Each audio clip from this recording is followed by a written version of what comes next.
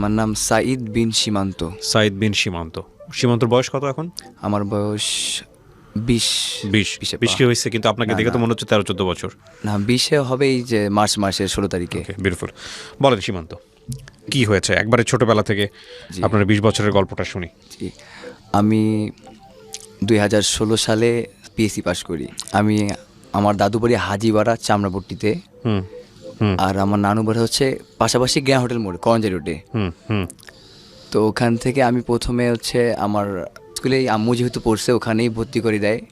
ওখানে পড়াশোনা করার পরে ওখান থেকেই হচ্ছে আমি ছোটোবেলা থেকেই ক্রিকেট খেলতে খুব পছন্দ করতাম। মানে পড়াশোনা করতে একদম মন চাইতো না, আম্মু জোর করে প্রাইভেট ম্যাডাম দিয়েছিল, তো উনি আসলে গাছের উপরে উঠতাম। আচ্ছা, বাবা কি করতেন আপনার? আমার বাবা হচ্ছে অতীতে চামড়া ব্যবসা করতো, বর্তমানে অটোর শোরুম আছে। আচ্ছা, ওকে, ফাইন। কয় ভাই বোন ছিলেন আপনারা? আমরা এক ভাই এক বোন। বোন বড় ছিল। জি। ওকে, তারপর পড়াশোনা করতে চাইতেন না? হ্যাঁ, না, ছোটবেলা থেকে ক্রিকেট প্রতি আগ্রহ। আমার ছোট আন্টি, আম্মুর হচ্ছে ছোট বোন, ছোট খালা, উনি আমাকে হচ্ছে রংপুর ক্রিকেট একাডেমিতে ভর্তি করে দেয় আমার আগ্রহ দেখে। আচ্ছা, তো ওখানেই তার কাছে আমি তার হাত ধরেই ক্রিকেট খেলা শিখি। তার হাত ধরে শিখি। মাঝখানে পিএসসির কারণে একটু খেলাটা বন্ধ করে দিই। আম্মুর অনেক দিনের স্বপ্ন ছিল আমি কালেক্টরেটে ভর্তি হব। কালেক্টরেট স্কুলে, জি। ক্লাস 6-এ আমি কালেক্টরেট স্কুলে ভর্তি হই, মানে ভর্তি পরীক্ষা দিয়ে টিকি আর কি। কি স্কুল এটা? Collectorate school, Rangpur. আচ্ছা, এই স্কুলটা কি খুব ভালো স্কুল? রংপুরের মধ্যে এটা ভালো, জি। তো আমি ক্লাস 6-এ কালেক্টরেট স্কুলে ভর্তি হই। ক্লাস 6-এর শেষে ক্লাস 7-ও ওইখানে আবার মানে পাশ করে ক্লাস 7-ও কালেক্টরেটে ভর্তি হই। তো ক্লাস 7-এর শেষের দিকে একটা মেয়েকে আমার ভীষণ ভালো লাগে। কি কারণে ভালো লাগে? কি হয়েছে ঘটনাটা একটু বলেন তো, কিভাবে তাকে দেখলেন প্রথম দেখা? আমি সিঁড়িতে উঠতে গিয়ে হঠাৎ সেই মেয়েটাকে দেখে আমার ভীষণ ভালো লাগে। তো আমার বন্ধুরা যখন এসএসসি পাস দেয় আমি তখন ক্লাস 7-এ পড়ি। কারণ আমি আগেই বলেছি যে আমি ছোটবেলা থেকেই পড়াশোনা করতে চাইতাম না। ও, তার মানে আপনার গ্যাপ আছে? জি, আমার গ্যাপ প্রচুর আছে। আমি কারণ পড়াশোনা করতে চাইতাম না ছোটবেলা থেকে একদম। আমার KG 2 KG 1 এগুলো সব আম্মু পড়াইছে, মানে 1-এর নিচেই 5 বছর পড়েছি। আচ্ছা। তো মেয়েটাকে দেখে আমার ভীষণ ভালো লাগে। তো বন্ধুদের দিয়ে বলি, আর মেয়েটা আবার পড়াশোনা অনেক ভালো, আর আমি আবার একদম পড়াশোনা পারি না। আপনারই ক্লাসমেট ছিল? জি, আমারই ক্লাসমেট। ওকে। আমি পদ্মায়, সে তিস্তায়। ওকে। তো ও তার পিছনে প্রায় 4-5 মাস 6 মাস ঘুরি, কিন্তু মানে কিভাবে ঘুরতে থাকেন? মানে বলি আর কি অনেক দেয়, কিন্তু বিভিন্ন জায়গায় আওয়াজ থেকে নক দিতেন তাকে? জি, বন্ধুদের দিয়ে। কিন্তু আমি খেলাধুলা সবসময় প্রথম ছিলাম। স্কুলে হয়ে অ্যাথলেটিক্স খেলতাম, আরও যেগুলো খেলা হয় ক্রিকেট খেলি স্কুলের হয়ে। তো যখন আমি স্কুলে প্রথম হতাম তখন আমাদের স্কুলে মানে সম্মাননা দিত সবার সামনে প্রিন্সিপাল হাত থেকে। তো হয়তো বা এগুলা দেখেই সেও রাজি হয়ে যায়। জি, মানে হচ্ছে আমি তার পিছনে সবসময় ঘুরঘুর করতাম। মানে সে বলতো যে না ভাই, আমি এগুলা করব না, কারণ আমি পড়াশোনায় আমাকে করতে হবে, তার ইচ্ছা সে ডাক্তার হবে। জি। তো অনেক বলার পরেও সে রাজি হচ্ছে না। তো আমিও তো ছাড়া নাছর বান্দা, আমি ছাড়বো না। তাকে আমার অনেক ভালো লাগছে, সে অনেক ভালো মেয়ে, পর্দাশীল, নামাজ কালাম পড়ে। তো আমি তারপরে দেখতেছি যে একটু পড়াশোনায় আগ্রহী হচ্ছি, পড়াশোনা করতেছি, মানে কোচিংয়ে ভর্তি হচ্ছি। মানে সে যদি পড়াশোনা করি তাহলে সে রাজি হবে। তো কোচিংয়ে ভর্তি হইলাম, একটু পড়াশোনায় মন দিচ্ছি। আর স্কুলে আগে খুব একটা যাইতাম না, তার কারণে রেগুলার স্টুডেন্ট হইলাম।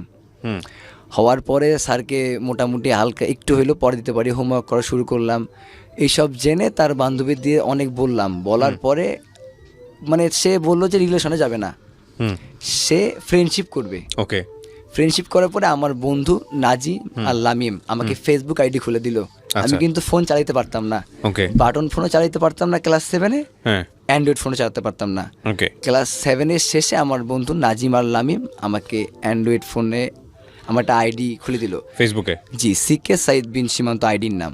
তো আমি বললাম ঠিক আছে, শুধু আমি থাকবো আর মানে যাকে পছন্দ সে থাকবে। কিন্তু সে বলতেছে না, সর্বনিম্ন 10টা বা 5টা ফ্রেন্ড রাখবে। তো আমি বললাম আচ্ছা 10টা বা 5টা ফ্রেন্ড তোরা নিয়ে হবে। এইভাবে তারপর তো যখন আইডিটা খুলে দিল তখন আমি আইডির মধ্যে আসক্ত হয়ে গেলাম। মানে সারাদিনে তো মানে সবসময় ওয়েট করতাম যে সে কখন লাইনে আসবে, এই ফেসবুকে আসবে। জি, সে মানে ওই ফেসবুকে ঢুকেই খালি একটাই, পড়াশোনা করি আর মাঠে যাই না যাই তখন একটাই চিন্তা, সে কখন আসবে, একটু কথা আর একটু রিপ্লাই দেবে। জি, একটু ফেসবুকে কি কল করতেন নাকি ইনবক্স করতেন? ইনবক্সে এসএমএস ইনবক্স করতাম। করতেন, ওকে। তো এইভাবেই ফ্রেন্ডশিপ থেকে সে একদিন হঠাৎ বলল আচ্ছা চলে আমরা কোথাও ঘুরতে যাই। সেই প্রস্তাব দিল। জি। তখন আপনাদের মধ্যে সম্পর্ক হয় নাই নাকি শুধু খালি মানে ফ্রেন্ডশিপ ফ্রেন্ডশিপ আছে। আছে? জি। ওকে। তো আমি বললাম আচ্ছা, আমি তো বললাম এ তো দেখি মেঘ না চাইতেই বৃষ্টি। হুম তো আমি বলার আগেই তুমি বলে দিলা। বললো তো আমরা তো জাস্ট ফ্রেন্ড। হুম গিয়ে আমি সব বললাম যে আমি তো তোমাকে অনেক পছন্দ করি, আসলে আমি ফিউচারে তোমাকে নিয়ে অনেক স্বপ্ন দেখি। তখন সে আমাকে বলল আমি আমার বাবা মার বাইরে যাইতে পারবো না, তুমি যদি ভালো কিছু করো তাহলে আমি ভেবে দেখবো, এটাই। হুম তো এই আমার ফ্রেন্ড মানে ও যে এলাকায় থাকে থানার পিছনে, তো ওখানে আমার একটা ফ্রেন্ড, মানে আমি যে মেয়েকে পছন্দ করি ও ওই মেয়েকে পছন্দ করে। আচ্ছা। যখন আমরা ঘুরতে যাই তখন দেখে ফেলছে ওই ছেলেটা, দেখে সোজাসুজি ওই মেয়ের মানে যাকে পছন্দ করি তার বড় বোনকে কল করে। ওই মেয়েটাকে পছন্দ করতো, জি, মানে আমিও যাকে আপনি করি। পছন্দ করেন? হ্যাঁ, দুজনে আমরা Okay. ক্রিকেট খেলি। ওকে। তো সে বড় বোনকে ফোন করছে। জি, যে বলছে যে আপনার বোন সীমান্তর সাথে ঘুরতে গেছে। হুম তো আমি যখন তাজহার জমিদার বাড়িতে গেছিলাম ঘুরতে, নিয়ে ঘুরলাম, তারপর সে কফি শপের সুরুদ্দিনের সামনে গিয়ে ওখানে একটু খাওয়া দাওয়া করলাম। সে খাবে না জোর করে, তাও খাইনি, তো সব বাসায় নিয়ে আসছি। পরে যখন ব্যাক হওয়ার পরে আমি তো একটু পরে যাচ্ছি ওর সামনে, বলি তুমি স্কুলে ঢুকে, আমি ঢুকতেছি। তো ঢোকার পরেই দেখছি যে আমি পিছনে আসি, পানি খাচ্ছি। তো দেখছি ওর আম্মু দেখে ওকে একটা ঠাস করে একটা থাপ্পড় দিল। তো প্রথম দিন অনেক দেখা হওয়ার জোরেই। পরেই মানে বাইরে তুই কোথায় গেছিলি আমাকে না বলে গেছিস কেন, হেভি। আর আমি তো কান্নাকাটি শুরু করে দিলাম। তারপর খাওয়ার পরে জি, মানে আমাকে থাপ্পড় মারিনি, ওনার মেয়েকেই মারছে। ওকে, ওটা দেখার পর আপনি কান্নাকাটি? আপনাকে জি। দেখছে? আমাকে দেখেনি উনি। আপনাকে দেখেনি। আচ্ছা, তারপর? তো আমি 4 তলায়, তো আমার বন্ধুরা আমাকে তুললো, আমি ভেঙে পড়ছি অনেক, কারণ ওকে মারছে আমার সামনে।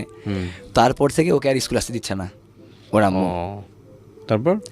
স্কুল আসতে দিচ্ছে না। আর আমিও তো মানে ও তো নাকি ওর আম্মু হাতে কোরআন শরীফ উঠাই দিছিল যে ওই ছেলের সাথে কথা বলা যাবে না, সম্পর্ক করা যাবে না, এরকম। কিন্তু সে কিছুদিন পরে আমি স্কুল যাওয়া বাদ দিয়ে দিই। আমি জানি আমি স্কুল যাওয়া বাদ দিলে সে আসবে স্কুলে।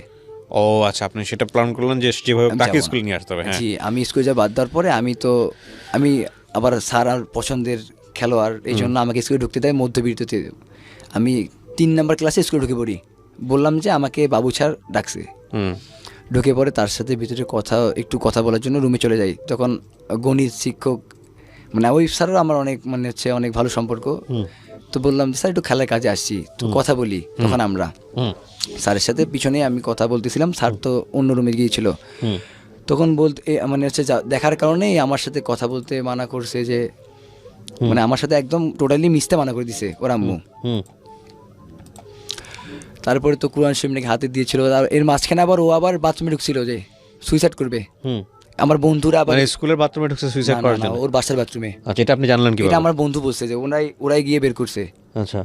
এখন তো আমি অনেক টেনশন পেয়ে গেলাম, খেলার মাঠ থেকে আবার বাসায় আসলাম, কিন্তু ওখানে যাইতে পারছি না। হ্যাঁ ওখানে যাওয়ার আমার কোনো ওয়ে নেই। হ্যাঁ তো তারপর আমি জেএসসিতে মানে জেএসসি পরীক্ষা দেই। হ্যাঁ। জেএসসি পরীক্ষার ঠিক 4 মাস আগে আমার ডান হাত ভেঙে যায় ক্রিকেট খেলতে গিয়ে। ওকে। তো এই কারণে আমি তখন মানে কি দেখা সাক্ষাৎ বন্ধ নাকি জাস্ট কথাবার্তা চলতেছে? মানে দেখা অনেক কম, আমি স্কুলে যাইতাম না, আচ্ছা খুব কম। তো জেএসসির 4-5 মাস আগে আমার ডান হাত ভেঙে যায় ক্রিকেট খেলতে গিয়ে। আচ্ছা এই জন্য আমি ম্যাথ একদম করতে পারিনি, আর আমি একদম মানে ম্যাথ করতেও পারি না, মানে অঙ্কটা একদম পারি না। আচ্ছা আবার হাত ভাঙার কারণে করতে পারিনি।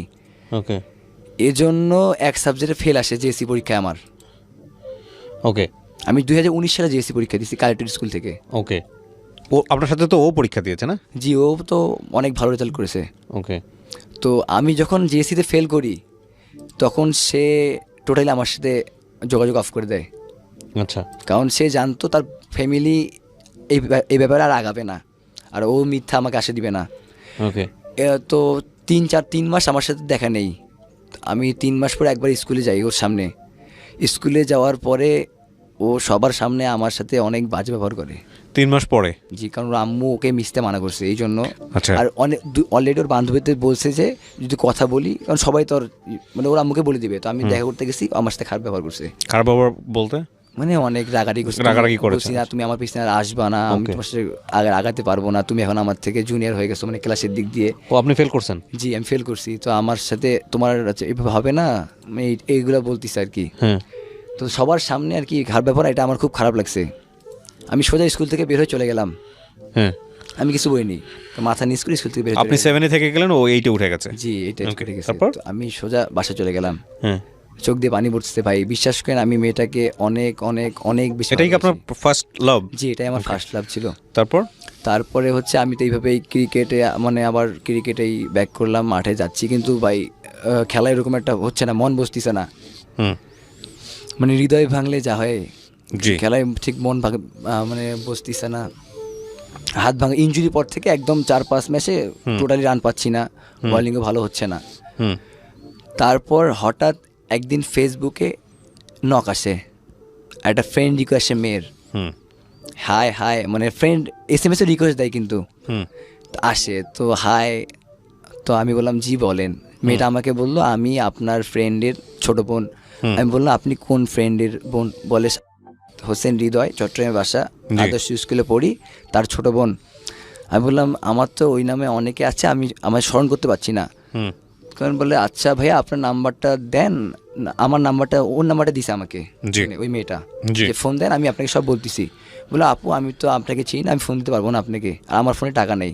ওকে, পরে অনেক কিছু বলার পরে আমার নাম্বারটাও নিছে আর কি, বলছে আমি তো আপনার বোন, বোনের মতোই, Okay. আপনার ফ্রেন্ডের বোন। তখন নাম্বারটা আমি দিই, ও আমাকে ফোন দেয়, যে বললাম আপনি কোথায় থাকেন? ও বলতেছে তখন চট্টগ্রামে থাকি, আমার বাসা চট্টগ্রামের লোহাগাড়া আধুনগর মিয়াপাড়া থানাতে, জি, মানে লোহাগাড়া থানা আধুনগর মিয়াপাড়াতে গ্রামে। ওকে, তখন মেয়েটার সাথে আমার কন্টিনিউ কথা হয়, মানে মেয়েটা আমাকে ফোন দেয়, মানে আমি অতটা গুরুত্ব দিতাম না, মেয়েটা আমাকে কন্টিনিউ ফোন দেয়। হুম, তো ফোন দেওয়া জিজ্ঞাসা করে যে খাওয়া করছেন, মাঠে গেছিলেন, প্র্যাকটিস করছেন, মানে সময় মতো খাওয়া দাওয়া করবেন, এই টাইপের বলে, মানে অনেক কেয়ার করে। 15-20 দিন দেখলাম সবসময় ফেসবুকে নক, হাই কী করতেছেন, খাওয়া করছেন, বাসার সবাই কেমন আছে, এভাবে বলতে বলতে মানে কন্টিনিউ একটা আমরা সম্পর্কে জড়িয়ে যাই, গভীর সম্পর্কে। হুম, ওইদিকে কিন্তু আমি আগের জনকে মানে মানে ইনি হচ্ছে কন্টিনিউ মানে এমনভাবে আমার মানে কেয়ার নিচ্ছে, হুম, মানে আগেরটাকে অলরেডি আমি মন থেকে আস্তে আস্তে আস্তে আস্তে মানে ভুলে গেছেন। বলে যাচ্ছি আর কি, ওকে, মানে এত কেয়ার করতেছে যে মানে তখন পর্যন্ত কি আপনি মেয়েটার সঙ্গে চিনতে পেরেছেন যে মেয়েটা কে, বা চেহারা দেখেছেন কিনা, পরিচয় কিচ্ছু না? কোনো চেহারা ওর দেখিনি প্রথম 3 মাস। ফেক আইডি ছিল? ফেক আইডি, রিয়েল আইডি ছিল তার। ছবি দেওয়া আছে ওখানে? না, ছবি ছবি দেওয়া না ছিল থাকলে তো না। ফেকই বলি আমরা। হ্যাঁ, যাই হোক, হ্যাঁ। আপনি কথা বলেছেন মেয়েটার সঙ্গে? ফোনে কথা হয়েছে? কন্টিনিউ কথা বলি আমি ফোনে, ফোনে কথা প্রথম বলছেন? দিন থেকে কথা বলি। আচ্ছা, ওকে, তারপর? জি। তো আপনি পরিচয় বের করেন নাই যে তুমি কোথায় কি জি, করো? আমাকে সব বললো যে আমি আপনার ফ্রেন্ডের বোন। পরে তার ফ্রেন্ডকে ফোন দিয়ে বলছি আমি তোমার বোন এটা, এই নাম। জি, বলছে Okay. বলছে আমার ছোট বোন এটা। বলে আমাকে ফ্রেন্ড রিকোয়েস্ট দিচ্ছে, কথা বলছে। আমি কই, আচ্ছা তুমি বন্ধু মানুষ, আমার বেস্ট ফ্রেন্ড বলছি, এই জন্য তুমি ক্রিকেট খেলো এই জন্য আর কি, ফোন দিয়ে Okay. কথা বলছিল। ওকে, ওকে, ওকে, হ্যাঁ, তারপর? তারপরে মানে একটা গভীর সম্পর্কে আমাদের জড়িয়ে যাই আমরা তার সাথে। হুম, তো 6 মাস রিলেশন করলাম। 3 মাসের পর ভাই আমি তাকে প্রথম দেখি, 3 মাস। হুম, মানে আমি বলি যে খুব রিকোয়েস্ট করি তোমার আমাকে একটা ছবি দাও, হুম, যদি তুমি আমাকে ভালোবাসো তাহলে তুমি আমার ছবি দিবা। এটা নিয়ে কিন্তু ঝগড়া, মানে 7 দিন কথা বলিনি, সে আমাকে ছবি দিবে না। হুম, 7 দিন কথা হয়নি, ওর ভাই ফোন দিছে যে সীমান্ত তোমাকে তো আমি অনেক বিশ্বাস করি, তুমি তো মানে সব বলতেছে আর কি। ওর ভাইকে ব্যাপারটা জানাইছো যে আমার সাথে রিলেশনে গেছে। হুম, তো তখন আমি বলে তুমি আমার সাথে এমন করতেছো কেন, ও তো পাগলামি করতেছে, ওর ছোটো বোন, এখন ও কী করবে, মানে আমার এটা ফ্রেন্ডই আমাকে ফোন দিয়ে বলতেছে। তো 7 দিন পরে ও আমাকে ছবিটা দেয়, যখন আমি একদম টোটালি যোগাযোগ বন্ধ করে দিই। হুম। আমাকে ছবিটা দেওয়ার পরে আমি হচ্ছে আবার কেন যোগাযোগ বন্ধ করেন? মানে আমি রাগ হয়েছি যে আমি করতেছি না, যে হ্যাঁ। তোমার একটা আমাকে ভালোবাসা একটা ছবি দিচ্ছ না। ও আচ্ছা, আচ্ছা, একটা মানে ছবি দাও। ছবিটা না দেওয়ার না দেওয়ার কারণে একটা হ্যাঁ। মানে আমাদের মধ্যে ঝগড়া। কারণ তুমি আমাকে দেখলে বলতেছে যে আমি দেখতে একদম ভালো না, তুমি আমাকে দেখলে পছন্দ করবা না, তুমি আমার সাথে যোগাযোগ নাও করতে পারো, এগুলো ভয় পাচ্ছে। আমি বললাম তুমি যেমনই হোক না কেন আমার কোনো সমস্যা নেই, আমি তোমাকে ভালোবাসি, তোমাকেই ভালোবাসবো। হুম, তারপরে ছবিটা আমাকে দেয়, ঠিক আমাদের রিলেশনের 6 মাস হতে যাচ্ছে, হুম, মানে একদম রাত মানে দিনে 2000 SMS লাগতেছে ভাই আমাদের, ফোন SMS, আচ্ছা, ফোনে SMS কিনে ওকে কিনেছি, আমি করতেছি সারাদিনে, শুধু ওর সাথে কথা হচ্ছে ফোনে। আচ্ছা, আচ্ছা, তারপর 6 মাস পরে আমাকে সে বলে যে সীমান্ত আমার খালাতো ভাইয়ের সাথে আমার বিয়ে ঠিক হয়ে গেছে, হুম। তুমি আমাকে এসে চট্টগ্রাম থেকে নিয়ে যাও। এই সেকেন্ড মেয়েটা? জি, সেকেন্ড মেয়েটা। ফার্স্ট যে মেয়েটা সে ক্লাসে উঠে গেছে তার সাথে আপনার কোনো যোগাযোগই নাই? তার সাথে আমার থেকে ওই থেকে যোগাযোগ নেই। আমাকে আচ্ছা। অপমান করার পর থেকে আমি তার সামনে আর যাইনি। আর যে মেয়েটার সঙ্গে আপনার বর্তমান সম্পর্ক, ফেসবুকে পরিচয় আমার ও সাথে। মেয়েটা কোন ক্লাসে পড়তো? ও অলরেডি SSC পাস করছে। ও কি জানতো যে আপনি ক্লাস 7-এ পড়েন? যে আমি 8 ফেল এটা বলে দিছি ডাইরেক্ট। তারপরেও আপনাকে যে পছন্দ আমাকে করতেছে? তারপর পছন্দ করছে, নক ওকে, করতেছে। তারপর? তো আপনার যে বয়সে বড় ছিল মেয়েটা? না, আমার থেকে 2 বছরের জুনিয়র। আর আমি তো আগে বলছি আমার গ্যাপ গেছে। হ্যাঁ, তারপর? আমি তো কি বলবো, আমি হঠাৎ করে এটা শুনে একদম প্রথম তো ধোকা খাইছি। দ্বিতীয়টাকে মানে যাকে আমি ভালোবাসি তাকে আমি পাই নাই। যে আমাকে ভালোবাসে আমি তার হতে চাই, মানে তার আমি যেন তার ভালোবাসাকে যেন অমূল্য না হয়। মানে আমি যাকে ভালোবাসি ভাই আমি কিন্তু তাকে পাইনি, যে আমাকে ভালোবাসে সে যেন তার ভালোবাসাটা পায়। আমার মাথায় এটা, কারণ আমি ভালোবাসার বিচ্ছেদের কি দুঃখ সেটা আমি পাইছি। তো আমি এখন কি করবো, আমার কাছে 3,000 টাকা ছিল। আমার বন্ধুর ও আমাকে 1,000 টাকা দেয়, আর 2,000 টাকা আমার খেলার গিয়ার্স বিক্রি করে দিয়েছিলাম, মোট 6,000 টাকা। আমার চাচা ওনার বাস আছে চট্টগ্রামের, তো আমি বুদ্ধি করে বলি যে চাচা আমার চট্টগ্রামে খেলা আছে। ওকে, আমরা যেখানটায় ছিলাম, আপনি ও থাকতো চিটাগাঙে আর আপনি থাকতেন কোথায়? রংপুরে। ওর বাসা থেকে আমার বাসা 680 কিলোমিটার ডিস্টেন্স। হ্যাঁ, তো আপনি চট্টগ্রাম থেকে আরো 100 কিলোমিটার দূরে। আপনি ওকে নিয়ে আসার চিন্তা করতেছেন কি হিসেবে, মানে বিয়ে করবেন? যে আমি ওকে বিয়ে করবো। এই দ্বিতীয়বার আমি। কত সালের ঘটনা এটা? এটা হচ্ছে 2020 সাল। এই তো কদিন আগের ঘটনা।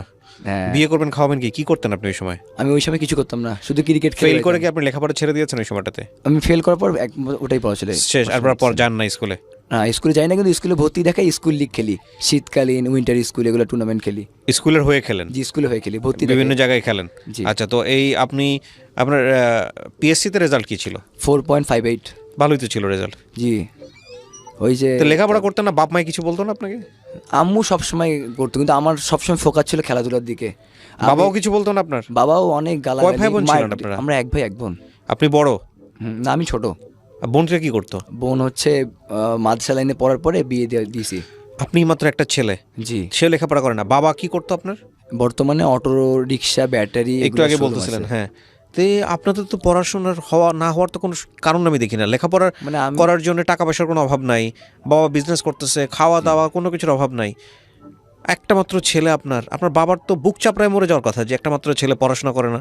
ভাই আমি মানে কি বলবো, আগে থেকে অনেক জেদি, আর যেটা বলি ওটাই করি, মানে একদম জেগে। আর আমাকে কিছু বলে না, কারণ অনেক রাগ বেশি। একটা কথা বলি আপনাদেরকে, আজকে যেসব ছেলেমেয়েরা এটা শুনতেছেন, আমি জানি না কতজন টিনেজার ছেলেমেয়েরা এটা শুনবেন। বাবা মা আপনাদেরকে হয়তো অনেক পছন্দ করে, অনেক ভালোবাসে, যে কারণে বাবা মারা খুব হার্ড স্টেপ নিতে পারেন। আমি নিজেও বাবা হয়েছি, আমার 2টা মেয়ে। আমার বড় মেয়েটার বয়স 4 বছর, 4.5 বছর, বা ছোটোটার বয়স মাত্র 6 মাস। তো আমার মেয়েটা তো বড় হচ্ছে, মাঝে মাঝে আমি জেদ করলে আমি দেখি, আমি বুঝি যে এই জায়গাটায় তাকে অনেক বেশি শাসন করা প্রয়োজন, কিন্তু আমি করে উঠতে পারতেছি না, ছোটোর কারণে হোক বা যে কোনো কারণেই হোক না কেন। তো এই যে ব্যাপারটা, এইটা আমি যখন সন্তান ছিলাম আমার বাবা মায়ের, তখন আমরা বুঝতাম না। তবে একটা জিনিস আমার কেন জানি মনে হয়, কিছু জিনিস প্রকৃতিগতভাবেই আল্লাহ মানে মানুষের ভিতরে দিয়ে দেন, যে ও এইরকম হবে, ওকে এইভাবে ট্রিটমেন্ট করতে হবে, ওর দ্বারা এটা সম্ভব। আর সবাই আসলে বাধ্যনুগত হয় না, সবাই আসলে খুব বেশি বাবা মা ভক্ত হয় না, সবাই আসলে একরকম হয় না।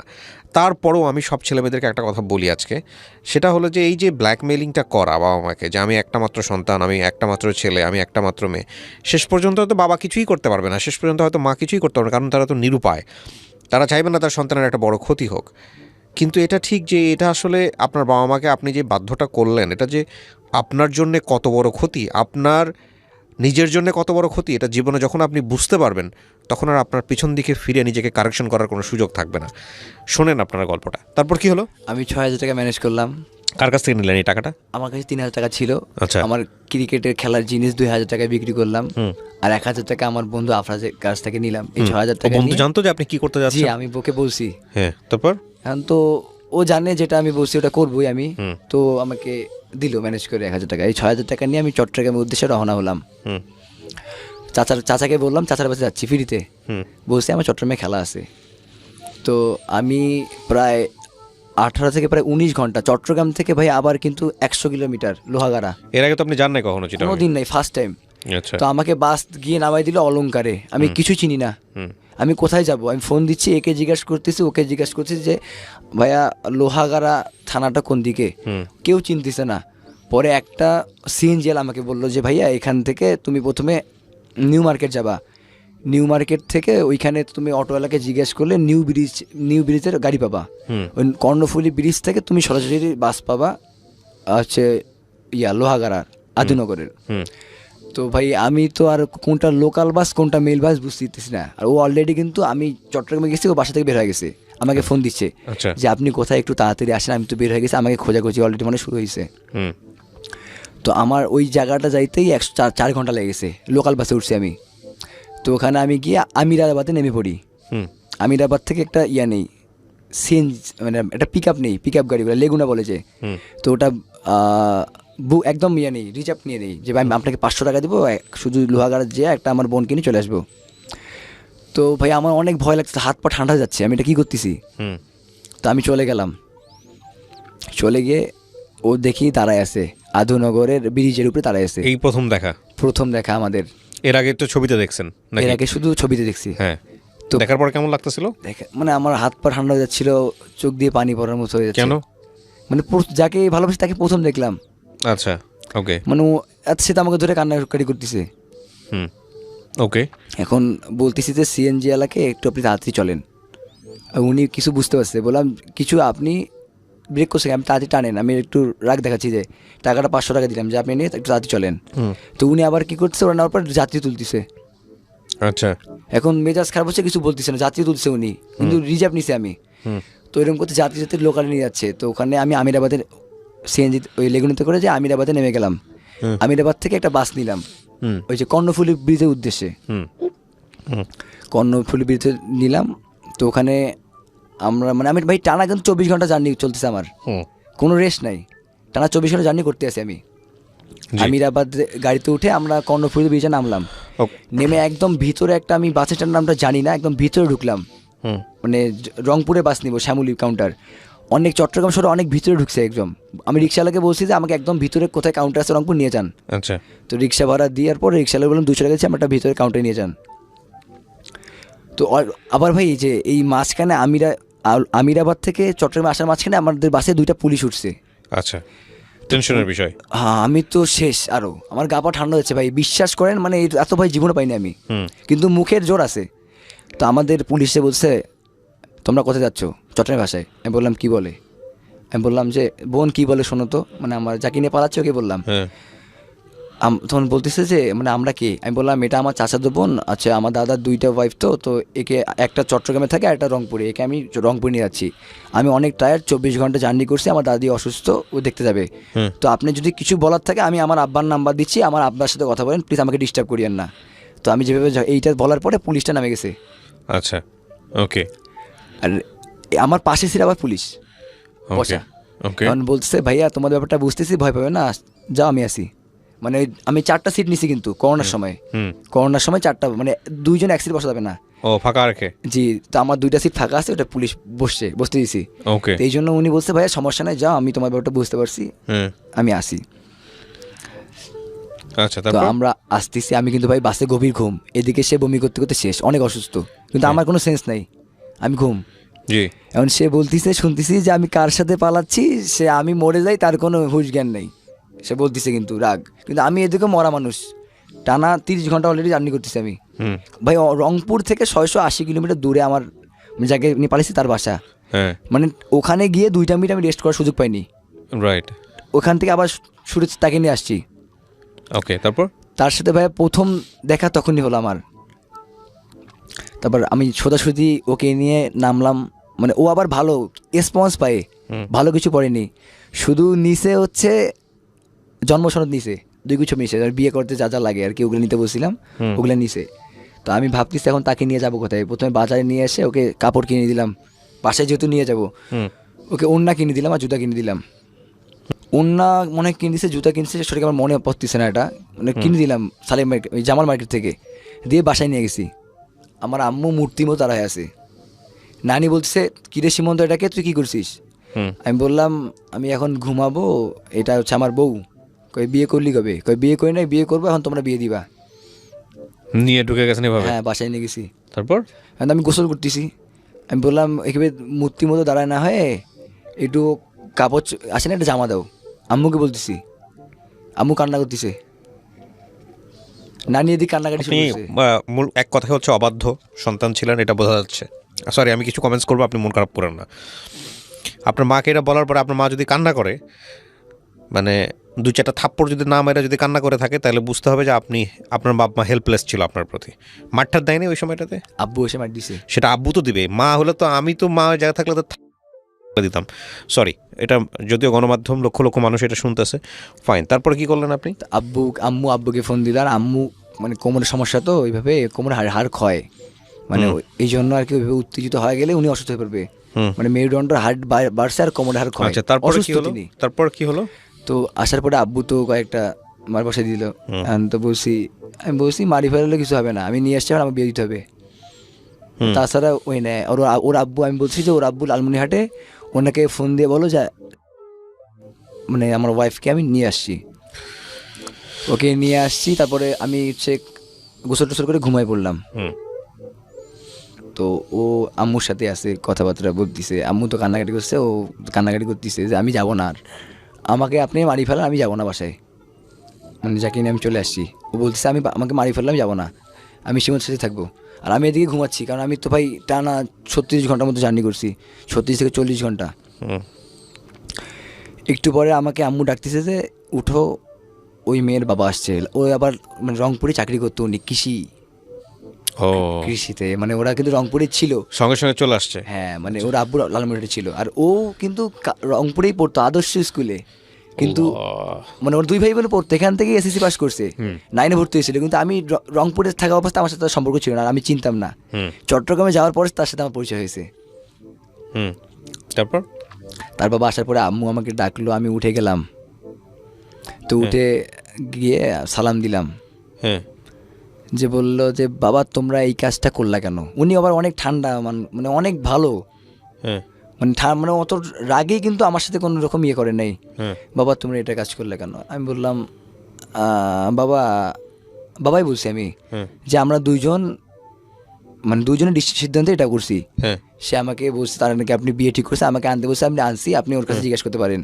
ও নাইলে বলছে যে ও সুইসাইড করবে, আমাকে এটা বলছে, আমি এই জন্য নিয়ে আসছি ওকে। তখন ও বলতেছে এখন তো বাবা আমার, আচ্ছা তুমি যেহেতু দুজন, মানে অনেক আব্বু মানে যেহেতু বলতেছে যে ওরা দুইজনকে পছন্দ করতেছে, মানে জানে আমার আব্বু যে আমি এদিকে আবার জেএসসি ফেল করার পরে একটা কথা বলি নাই যে আমি কিন্তু আবার ঘুমের ওষুধ খেয়ে ফেলছিলাম বেশ কিছু, 2-3 দিন আমার সেন্সও ছিল না। তো ওটা মনে আসছে, আবার আমি এরকম মানে আর কি একটু রাগ হইলে অনেক কিছু করে ফেলি।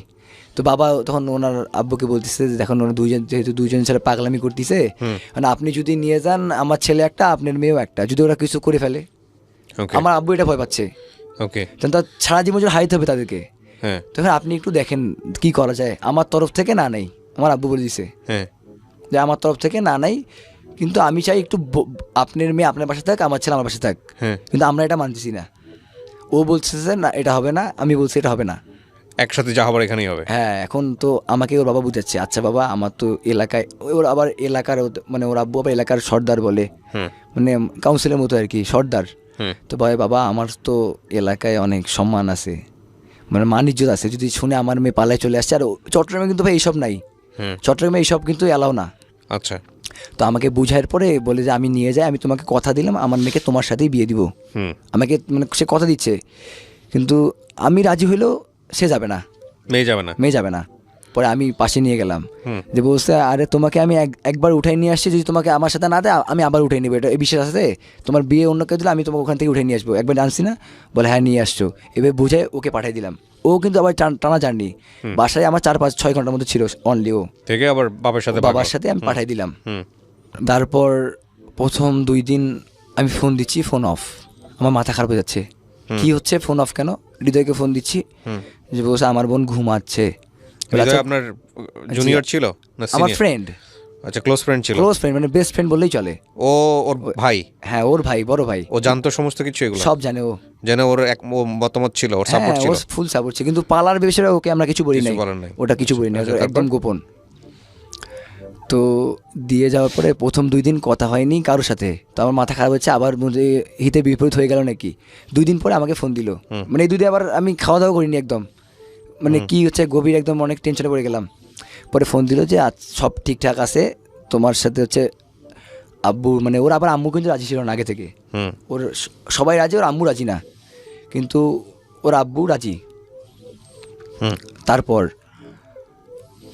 কুরবানি ঈদের মানে আগস্ট মাসের 7 তারিখে বিয়ের তারিখ ঠিক হয় পারিবারিকভাবে? পারিবারিকভাবে ওকে। কথা বলে। মানে ওদের একটা যে, সাংবাদিক ভাইয়া আছে, মানে আমার ওয়াইফের, সে সব কিছু দায়িত্ব নেয় আর কি। মানে উনি হচ্ছে সাংবাদিক টিভির, আপনাদের লোকাল সাংবাদিক? জি ওখানকার। তো উনি সব কিছু দায়িত্ব ওনার, মানে আমার শ্বশুর ওনাকে দেয় যে এটা সব কিছু কথাবার্তা বলে। আর বিয়েটা ওনার বাসায় হয়েছিল, আমি সেদিকে যাচ্ছি। মানে আমরা হচ্ছে বিয়ের তারিখ ঠিক হয় 7ই আগস্ট 2020। আচ্ছা। আমরা যাই হচ্ছে 6 তারিখে আমরা রওনা হই, 6 আগস্ট। চাচার বাসে যাচ্ছিলাম, কারণ আমরা ঈদের সময় তো, ঈদের 4-5 দিন পরেই। তো আমাদের বর যাত্রী যাই শুধু 4 জন আমরা গেছিলাম, কারণ আমি তো ওকে পালিয়ে নিয়ে আসছি। ওখানে আবার যদি অন্য কিছু হয়, আমাদের এরকম একটা ভয় ছিল, যেহেতু পালিয়ে নিয়ে আসছিলাম। সেক্ষেত্রে মেহমান নিয়ে গেলে আবার যদি অপমান হতে হয়, এইরকম একটা ছিল আর কি আমার বাবার মনে বা আমাদের ইয়াতে। কিন্তু আমরা বাসে উঠার পরে উঠে প্রায় 19 ঘন্টা জার্নি করে তার বাসায় পৌঁছাই।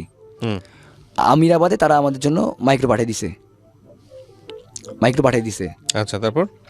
তারপরে হচ্ছে ওই দুলা ভাইয়ের বাসায় বিয়েটা হয়। মানে ওই দুলা ভাইয়ের বাসায় আমরা যাই, মানে আমাকে হচ্ছে মানে যেভাবে আর কি বিয়ে হয়, মানে যে একদম মনটা আমার খুশি হয়ে গেল। মানে বিয়ের অ্যারেঞ্জমেন্ট সব রেডি? অ্যারেঞ্জমেন্ট থেকে আমার মাথা একদম নষ্ট, মানে আমি যেটা কল্পনা করতে পারিনি এর আগে। মানে আর আমি কিন্তু আগে তো এই জন্য আর কি ওইভাবে ওদের বাসায় করিনি তো। আর হচ্ছে হলুদের সময় ওরা অনুষ্ঠান করে ফেলছে, কারণ জানে আমি হচ্ছে বোরখা পরে বিয়ে করতে। বাবা গেছিল আপনার সঙ্গে? যে আমার বাবা, আমার দুলা ভাই, আমি আর আমার বড় বোন গেছিলাম, এই 4 জন। তো মানে হচ্ছে ওদের অনুষ্ঠান, বিয়ের অনুষ্ঠান হলুদের দিন ওরা করে ফেলছে। আর শুধু মানে যারা সিনিয়র পার্সন তাদেরকে ওরা দাওয়াত দিছে আর কি বিয়েতে, 30-40 জনের মধ্যে। আর আমরা 4 জন, ওদেরকে বলা হয়েছিল আমরা 15-20 জন যাবো। তো ওরা তো সেই হিসাবে 50 থেকে 60 জনের আয়োজন করছে ওই যে ওই ফ্ল্যাটের মধ্যেই। তো আমাকে মানে অনুষ্ঠানটা দেখে আমার মানে অনেক ভালো লাগছে, যে মানে অনেক ভালোভাবে করছে। তো যাওয়ার পরে ওরা বরণ করে নিল ওদের ইয়াতে, চট্টগ্রামের নেয়। তারপরে হচ্ছে বিয়ের গিয়ে আমি গোসল টোসল সারলাম, রেডি হইলাম। আর হচ্ছে আর সবাই আর কি সিনিয়ররা, মানে যারা আছে চাচি খালা মামি আছে, তো হচ্ছে গুড়াফোয়া, ও ভাজি গুড়াফোয়া, মানে কি ওরে আল্লাহ, এটা তো ছোট ছেলে। তো ওইভাবে হাসাহাসি করতেছিল যে, তো আমি তো মাথা নিচ করে রুমে চলে গেলাম। তারপর রুমে যাওয়ার পরে ফ্রেশ হয়ে 1.5 ঘন্টা পরে ওই রুম থেকে একদম বাগড়ি শেরওয়ানি সব পরে বের হলাম। বের হওয়ার পরে যে আমার কিন্তু আমার জন্ম সনদে তখন 1998 করলাম, মানে তো বিয়ে হবে না, 1998 করে নিছি জন্ম সনদে। তখন জন্ম সাথে আবার ছেড়ে গেছি বাসায়, এটা আবার অনলাইনের মাধ্যমে মেসেঞ্জারে নিলাম। নেওয়ার পরে রাত্রি 12টার পরেই বিয়ে হলো আমাদের। আচ্ছা। আর এর মাঝখানে আবার দিনমোহর নিয়ে একটু ঘন্টা করে আলোচনা হয়, যেহেতু আমি বেকার। সেক্ষেত্রে বাবা আম্মু বলে দিয়েছে 1 লাখ, আবার আমি কথা দিয়েছি 5 লাখ টাকা করবো। পরে অনেক কথা পরে তো এখানে আমি মাস্টারি করলাম, করে 3.5 লাখ করলাম। বাবা বলছে তুমি বেকার ছেলে। আমার বড় বোনে কিন্তু 2 লাখ টাকা দিনমোহর হয়েছিল। তো এখানে আমি মাতব্বরি করে 3,50,000 টাকা করলাম, মনে হয় 50,000 থেকে 70,000 করছি দিনমোহর। আচ্ছা। তারপরে এটা মিটমাট করার পরে বিয়ে হলো রাত 12টার পরে। বিয়ে হওয়ার পরে মানে যা অ্যারেঞ্জ করছে অসাধারণ, অতুলনীয়। মানে মানে যেটা ভাবছিলাম তার চাইতে 1000 গুণ বেশি ভালো সম্মান করছে। মানে যেটা মনে ভিতরে একটু ছিল ওটা না, মানে আমাদেরকে তারা এত সম্মান করছে যে তাদের প্রতি আমরা কৃতজ্ঞ অনেক বেশি, অনেক। আমার দুলাভাইকে আংটি দিয়েছে তারা, মানে দিনে সম্মান করেছে দুলাভাই, অনেক ভালো আয়োজন করছে। তো তারপরে বিয়ের পরের দিন আমার বাবারা চলে আসে। আর 3 দিনে তো একটা নাকি যেতে হয়, আবার এসে আবার যেতে হয়। তো আমার মা বলছে তোমাকে এসে তো এত দূর যাওয়া সম্ভব না, তো তুমি তোমার ওখান থেকে তোমার শ্বশুর বাসা চলে যাও। আচ্ছা। এদিকে আবার আমার আপু আর দুলাভাই শ্বশুর বাসা যাওয়ার খুব ইচ্ছা ছিল, যাই হোক ওখানে নিয়ে যায়নি। আর ওদের বাস কেন নিয়ে যায়নি সেটা জানি না আমি। আর ওনাদের বাসের সময় হয়ে গেছিলো, যে যেতে পারেনি। এদিক দিয়ে আমার আব্বুর আবার মন খারাপ যে তাদের বাসায় আমার আব্বুকে কেন নিয়ে যাওয়া হলো না। তারপর আমি এই দুলাভাইয়ের বাসায় 3 দিন 2 রাত 3 দিন থাকি, থেকে আমাকে আমার শ্বশুর বাসায় নিয়ে যাওয়া হয়। ওখানে যাওয়ার পরে ওখানের মানুষজন দেখে আমার আরো অনেক বেশি ভালো লাগে। সবাই দেখতে আসতেছে, জিজ্ঞাসা করতিস, সবাই দেখতে আসতেছে, মিষ্টি খাওয়াচ্ছে, কেউ চিনি খাওয়াচ্ছে, আবার কেউ পান খাওয়াচ্ছে, লাল হইলে বলে বউ অনেক ভালোবাসবে, এরকম কিছু রীতিনীতি ওইদিকে আর কি। তো এইটা হওয়ার পরে আমি ওখানে প্রায় 5-6 দিন থাকলাম চট্টগ্রামে। আচ্ছা, থেকে আমাকে হচ্ছে ওয়াইফ সহ আমাকে আমার শ্বশুর বাসে তুলে দিল। ওকে। উঠাই দিয়ে আমি ওকে নিয়ে আসতেছি, রংপুরে আসলাম। হুম রংপুরে আসার পর তো আমি প্রথম 10-12 দিন দোকানে বসিনি, বাবার দোকানে বসিনি। তারপর থেকে কন্টিনিউ দোকানে বসি। আমি দোকানে বসতাম 11টার দিকে যেতাম, 12টার দিকে যাইতাম, যখন মন চাই চলে আসতাম। মানে বাবা মানে অনেক ভালো, মানে আমার বাবা অনেক সহজ সরল মানুষ, মানে আমাকে ওইভাবে কিছু বলতো না। তো আমি দোকানে কন্টিনিউ বসি। তারপরে ও তো 3 মাস হয়ে যাচ্ছে ও বাসা যাওয়ার জন্য ব্যস্ত পাগল হয়ে যাচ্ছে। 3 মাস, কারণ ও তো বাবা মা ছাড়া এতদিন বাইরে থাকে নাই, বাসার বাইরে। আপনি তখন কি করছিলেন, পেশায় কিছু করতেছিলেন? বাবার দোকানে বসতাম। বাবার দোকানে জি, বসতেছেন, সকাল আচ্ছা, হ্যাঁ। বাবার সাথে ফুল সময় দিতাম। ওকে, তারপর? বিয়ের 4 মাস পরে আমার কাছে আমি 20,000, আমার কাছে কিছু টাকা জমাই ছিল। তো ওগুলা নিয়ে আমি আমার ওয়াইফকে নিয়ে শ্বশুর বাসায় যাই। হুম মানে হচ্ছে ক্রিকেট খেলে কিছু টাকা জমাইছিলাম, হুম ওইটা নিয়ে শ্বশুর বাসায় যাই। আচ্ছা, মানে আমার শ্বশুর শাশুড়ি এত ভালো, কল্পনার বাইরে। আমাকে নিয়ে শাশুড়ি তার হচ্ছে বাবা বাসায় গেল, মানে আমার হচ্ছে ওয়াইফের নানি বাসায় গেছে। শ্বশুর নিয়ে তার হচ্ছে বোনের বাসায় গেছে, ভাগ্নির বাসায় গেছে, কক্সবাজারে ঘুরতে নিয়ে গেছিলো। মানে সবখানে তারা আমাকে, মানে আব্বু বলছিল যে একা ছাড়িয়েন না, তারা নিয়ে আমাকে ঘুরতেছে, মানে অনেক ভালোবাসে। মেজো মা তো আমার শাশুড়ি তো রান্না করছে, মানে ওখানে আসি কন্টিনিউ খাই, মানে দিনে একবার হলো দাও ওদের রুমেই, মানে ও চাচা তো মানে বিষয়টা গেছে এরকম যে ও আসলে কি করবে, ওর তো বাবার বিজনেস আছে, ও বিজনেস দেখবে, সো ওর একটা মান সম্মান কদর আছে আর কি শ্বশুরবাড়ির ফ্যামিলিতে। হ্যাঁ, ঠিক আছে, ওকে, তারপর? তো ওনাদের ফ্যামিলি, দাদি বলেন নানি বলেন, সবাই অনেক ভালো, আমাকে অনেক ভালোবাসে আর অনেক পছন্দও করে। সবাই আমাকে নিয়ে আদর করতেছে, মানে সবাই জায়গায় ঘোরাচ্ছে। এরপরে আমরা হচ্ছে আবার 15 দিন ওখানে ছিলাম। 15 দিন পরের থেকে ওকে নিয়ে আবার আমি দ্বিতীয়বার বাসায় আসলাম। দ্বিতীয়বার বাসায় আসার পর একটা জিনিস, মানে হচ্ছে একটু তো মানে আমার আম্মু আর ওর একদম মিলতিছে না, বনতিছে না। মানে প্রথম 4 মাস কিন্তু ঠিক ছিল, মানে এখন একটু কিছু, মানে আমি যদি ওকে মারি কেটে ফেলি তবুও 2 মিনিট পর ঠিক আমার সাথে, কিন্তু অন্য কেউ কিছু ওকে বলতে পারবে না। ওকে, কিছু বললেই আম্মুকে কথায় কথায় গালি দিত। আর এখন তো আমি যার জন্য পৃথিবী দেখছি, সে তো আমার জন্মদাতা মা। এখন সে যদি আমার ওয়াইফ যদি তাকে গালি দেয়, সেটা তো আমি মেনে নিব না। আমাকে আম্মুকে গালি দিলে আমি ওকে মারধর করতাম, গালি দিলে কেন? আর ও কথায় কথায় গালি দিত। ওকে, ও অনেক ভালো, আমাকে অনেক ভালোবাসে, কিন্তু ওর দোষ একটাই, ও কথায় কথায় আম্মুকে গালি দেয়। তারপর? জি, এটা তাকে আমি এত বুঝাই যে দেখো ওটা তো আমার এটা করা যাবে না, হ্যাঁ। মা হয়, করা যাবে না। কিন্তু মানে ওর মোট কথা যে ও আর, মানে ও এটা বুঝতে পারে না যে ওর আব্বু আম্মু ছাড়াও থাকতে পারবে না। আচ্ছা, এখনো আচ্ছা, এই ফিলটা করতেছে হ্যাঁ। যে ওর আব্বু আম্মু ছাড়া থাকতে পারবে না। তবু আবার 3 মাস পরে বাসায় নিয়ে গেলাম ওকে। এর মাঝখানে কিন্তু আবার 3 মাস ওর আব্বু, এই যখন নিয়ে গেলাম না, তখন ও আর ব্যাক করলো না। বলে তুমি যাও, আমি পরে যাব, আমি এখানে থাকবো। তো 2 মাস ওর বাসায় থাকে, আমার সাথে কিন্তু যখন যোগাযোগ নাই 2 মাস। মানে একটু ফোন দিলে কথা হয় ওইভাবে না। এখন ওর যে এই যে গ্যাঞ্জামটা আম্মুর সাথে, মানে এই যে এখানে পানি পড়ছে কেন আর কি, তোমরা তো 10, বউ শাশুড়ি, হ্যাঁ যেটা আমরা 10-11টার দিকে ঘুম থেকে উঠতাম একটু লেট করে। তো এইটা নিয়ে আর কি অনেক সমস্যা বাসায় সৃষ্টি হয়ে গেল আর কি। মানে বাংলায় বলা হয় বউ শাশুড়ি যুদ্ধ মতোই শুরু হয়ে গেল। আর আমি তারপরে এখন কি করি, তো আমি ওকে বাসায় রেখে আসলাম। 2 মাস পরে আমি চট্টগ্রামে গেলাম আবার। যে বলতেছি ও বলতেছে যে আমি যাব না, এখন যাব না বললে আমি বললাম তোমাকে বিয়ে করছি, আমি বিয়ে করবো, যাবো না বলে তো না। তো ওর আব্বুর আমি ম্যানেজ করলাম অনেক হাত পা ধরে যে আরে এরকম হবে না। ওর আব্বুর আমি কিন্তু এই কিছুদিন আগে, মানে হচ্ছে 4-5 মাস আগে, 4 মাস হবে, মানে ওকে লাস্টবার কিন্তু ওর আব্বুর পা ধরে আমি নিয়ে আসছি বাসায়। যে আমি তো ওকে অনেক ভালোবাসি, ওকে থাকতে পারবো না আমি, এবার দেন আর কোনো সমস্যা হবে না। তো ওকে আমি নিয়ে আসি, অনেক কিছু ম্যানেজ করে, অনেক কষ্ট করে ম্যানেজ করে নিয়ে আসি। নিয়ে আসার পরে ওইটা আবার একই সমস্যা। আচ্ছা, তো একই সমস্যা হওয়ার কারণে আম্মুর সাথে একদম তার বনতিছে না। মানে সে আমার ওয়াইফ আম্মুকে দেখতে পাচ্ছে না, কি আমার আম্মু ওয়াইফকে দেখতে পাচ্ছে না, আমি বাসায় থাকি না, এটা বলতে পারবো না আমি, কারণ আমি বাসায় থাকি, বাইরে থাকি আমি। তো আমি বললাম আচ্ছা এত সমস্যা, আচ্ছা তাইলে আব্বু খরচ করে আনলো। আর আমি আব্বুকে বললাম আচ্ছা তাহলে আমি একটা চাকরি করি। বাবাকে বললাম, বাবা বললো তাহলে ঠিক আছে, তোমার ছোট দাদু মাহবুব ট্রেডার্স, মানে এটা আমার হচ্ছে আব্বুর ছোট চাচা, আমি ওখানে একটা চাকরি নেই। আর এই চাকরি নেওয়ার 1 সপ্তাহ আগেই আমার আব্বু 1 সপ্তাহে খরচ করে দিল, দিয়ে বললো আচ্ছা বাবা তাহলে তোমরা তোমাদের মতো খাও, যেহেতু তোমার আম্মুর সাথে হচ্ছে না, সেটারে তোমার ভবিষ্যৎ তোমার আম্মুর কথা নেই, তোমার মতো তোমার আম্মু তোমার আম্মুর মতো। আমি কাজে ঢুকে পড়লাম।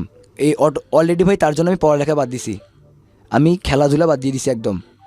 মানে মাঝে মাঝে আর কি ম্যাচ খেলতে যাই শুধু, যদি কোথাও থেকে বলে বাইরের টিম আসে বা ঢাকার বাইরে বা মানে এই সিলেটে কোথাও খেলা হইলে আমার বড় হইলে ডাকলে আমি চলে যাই খেলতে, ওটা আমার কেউ আটকাইতে পারে না।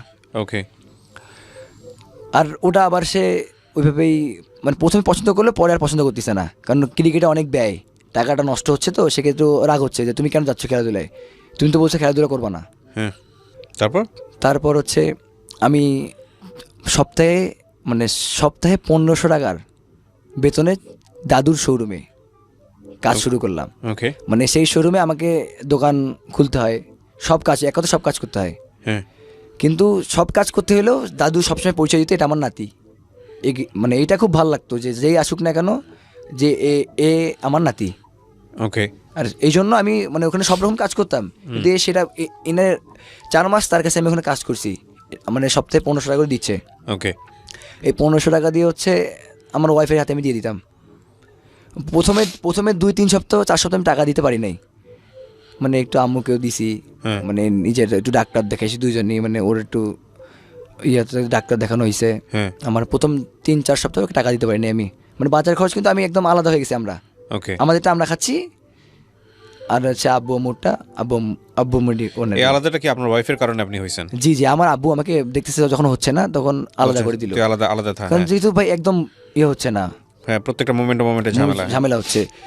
তো তারপরে আমি যখন কাজ শেষ করে বাসায় যাই, তখন ভাই আমি তো কিন্তু ভালোবেসে বিয়ে করছি, তো তখন আমার বউ আমাকে বলে না সারাদিন কেমন কাটলো। এগুলো একটু খেয়াল করবেন যারা শুনতেছেন। টাকার গান কিন্তু ভাই বিশ্বাস করেন, টাকা দাও এই কথার আগে, তুমি সারাদিন কি করছো কি খাইছো এই কথাটা না, আগে টাকা দাও। এই জিনিসটা আমার খুব খারাপ লাগতো, যে তুমি জিজ্ঞাসা করো আমি সারাদিন কেমন ছিলাম। আর ভাই ওখানে সব রকম মানে শোরুমের সব রকম কাজ আমি সামলাই। আর দাদুর একটা ম্যাচও আছে, ছাত্রী নিবাস, ওটা আবার সিট বুক টুক দিতে হয়, ওটা মেয়ে আসলে সব কিছু উঠাই দিতে হয়, ওটা দায়িত্ব আমাকে। ওকে। ওটাও মানে বাসা ম্যাচ আর শোরুম 3টা দায়িত্ব আমার উপরে। কিন্তু আমরা স্টাফ 4জনই আত্মীয়, আর 2টা দাদা আছে, সবচেয়ে বেশি কাজ করতে হয় আমাকে। ওনাদের বেতন 15,000 টাকা করে মাসে, আর আমি তো ছোট, কিন্তু কাজ সবচেয়ে বেশি করতে হয় আমাকে। সম্পর্কে দাদা হইলেও কিন্তু ভাই যখন মানুষ মানে টাকা দেওয়ার বেলায় কিন্তু কোনো সম্পর্ক নাই, ওই সপ্তাহ শেষে 1500 টাকাই। যখন ওয়াইফ ছিল মাঝে মাঝে 1600 দিত, 1800 টাকা দিত, এই যুগে এগুলাটা কিন্তু কিছু না, খেতেই শেষ। তবুও মানে প্রতিদিন আর কি হয়েছে ব্যাটারিতে পানি করে দিই, মানে যখন গাড়ি বিক্রি হয় বকশিসের টাকা দেয়।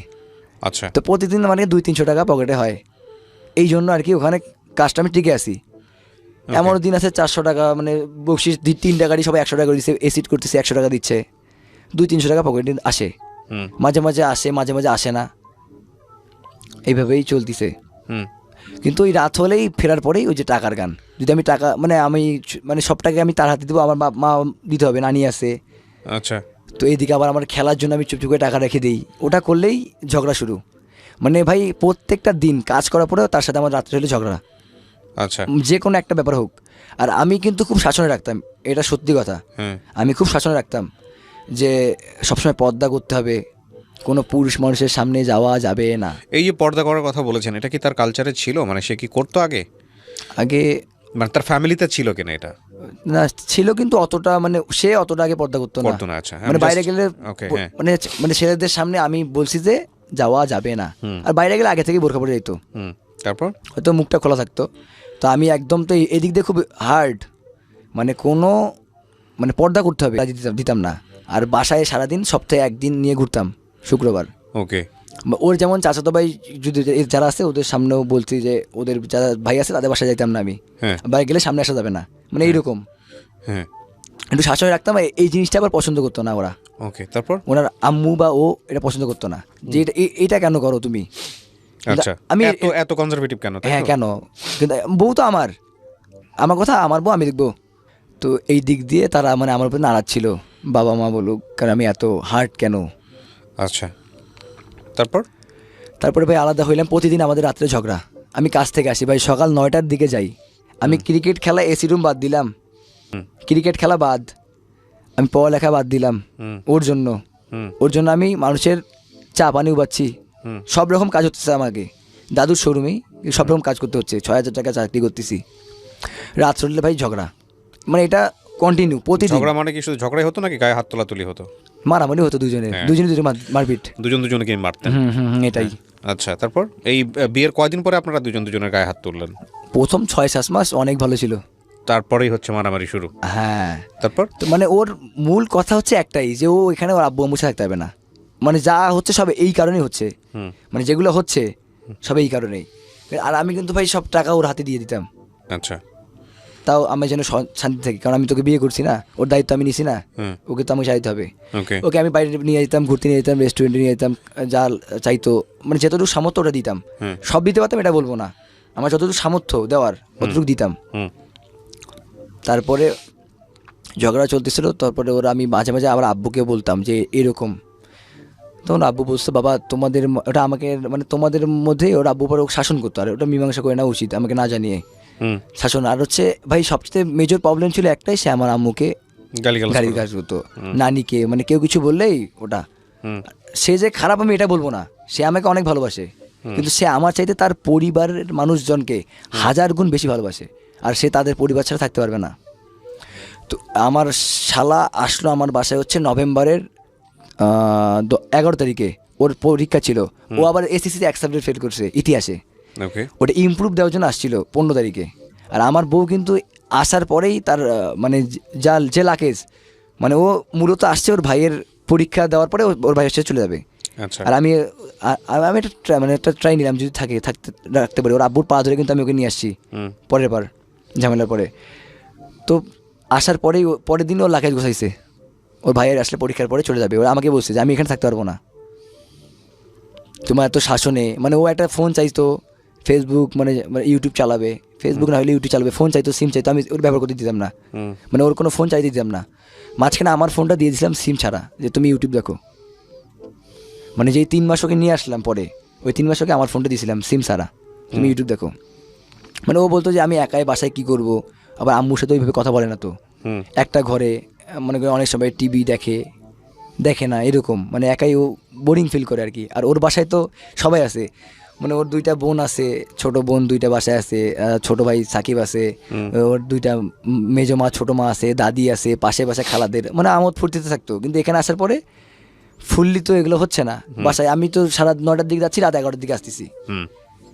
9টা থেকে 11টা পর্যন্ত ভাই আমি সম্পূর্ণ কাজের উপরে, বিশ্বাস করবেন আপনি, কারণ সব চাইতে হচ্ছে আমাকে কাজের উপরে। এখন কাজ করে এসে যদি আমি তার সাথে ঝগড়া করতে হয়, মাঝে মাঝে গায়ে হাত তুলে দিই, যে কারণ কাজ থেকে আসছি ভাই, কিন্তু বুঝতেছে না।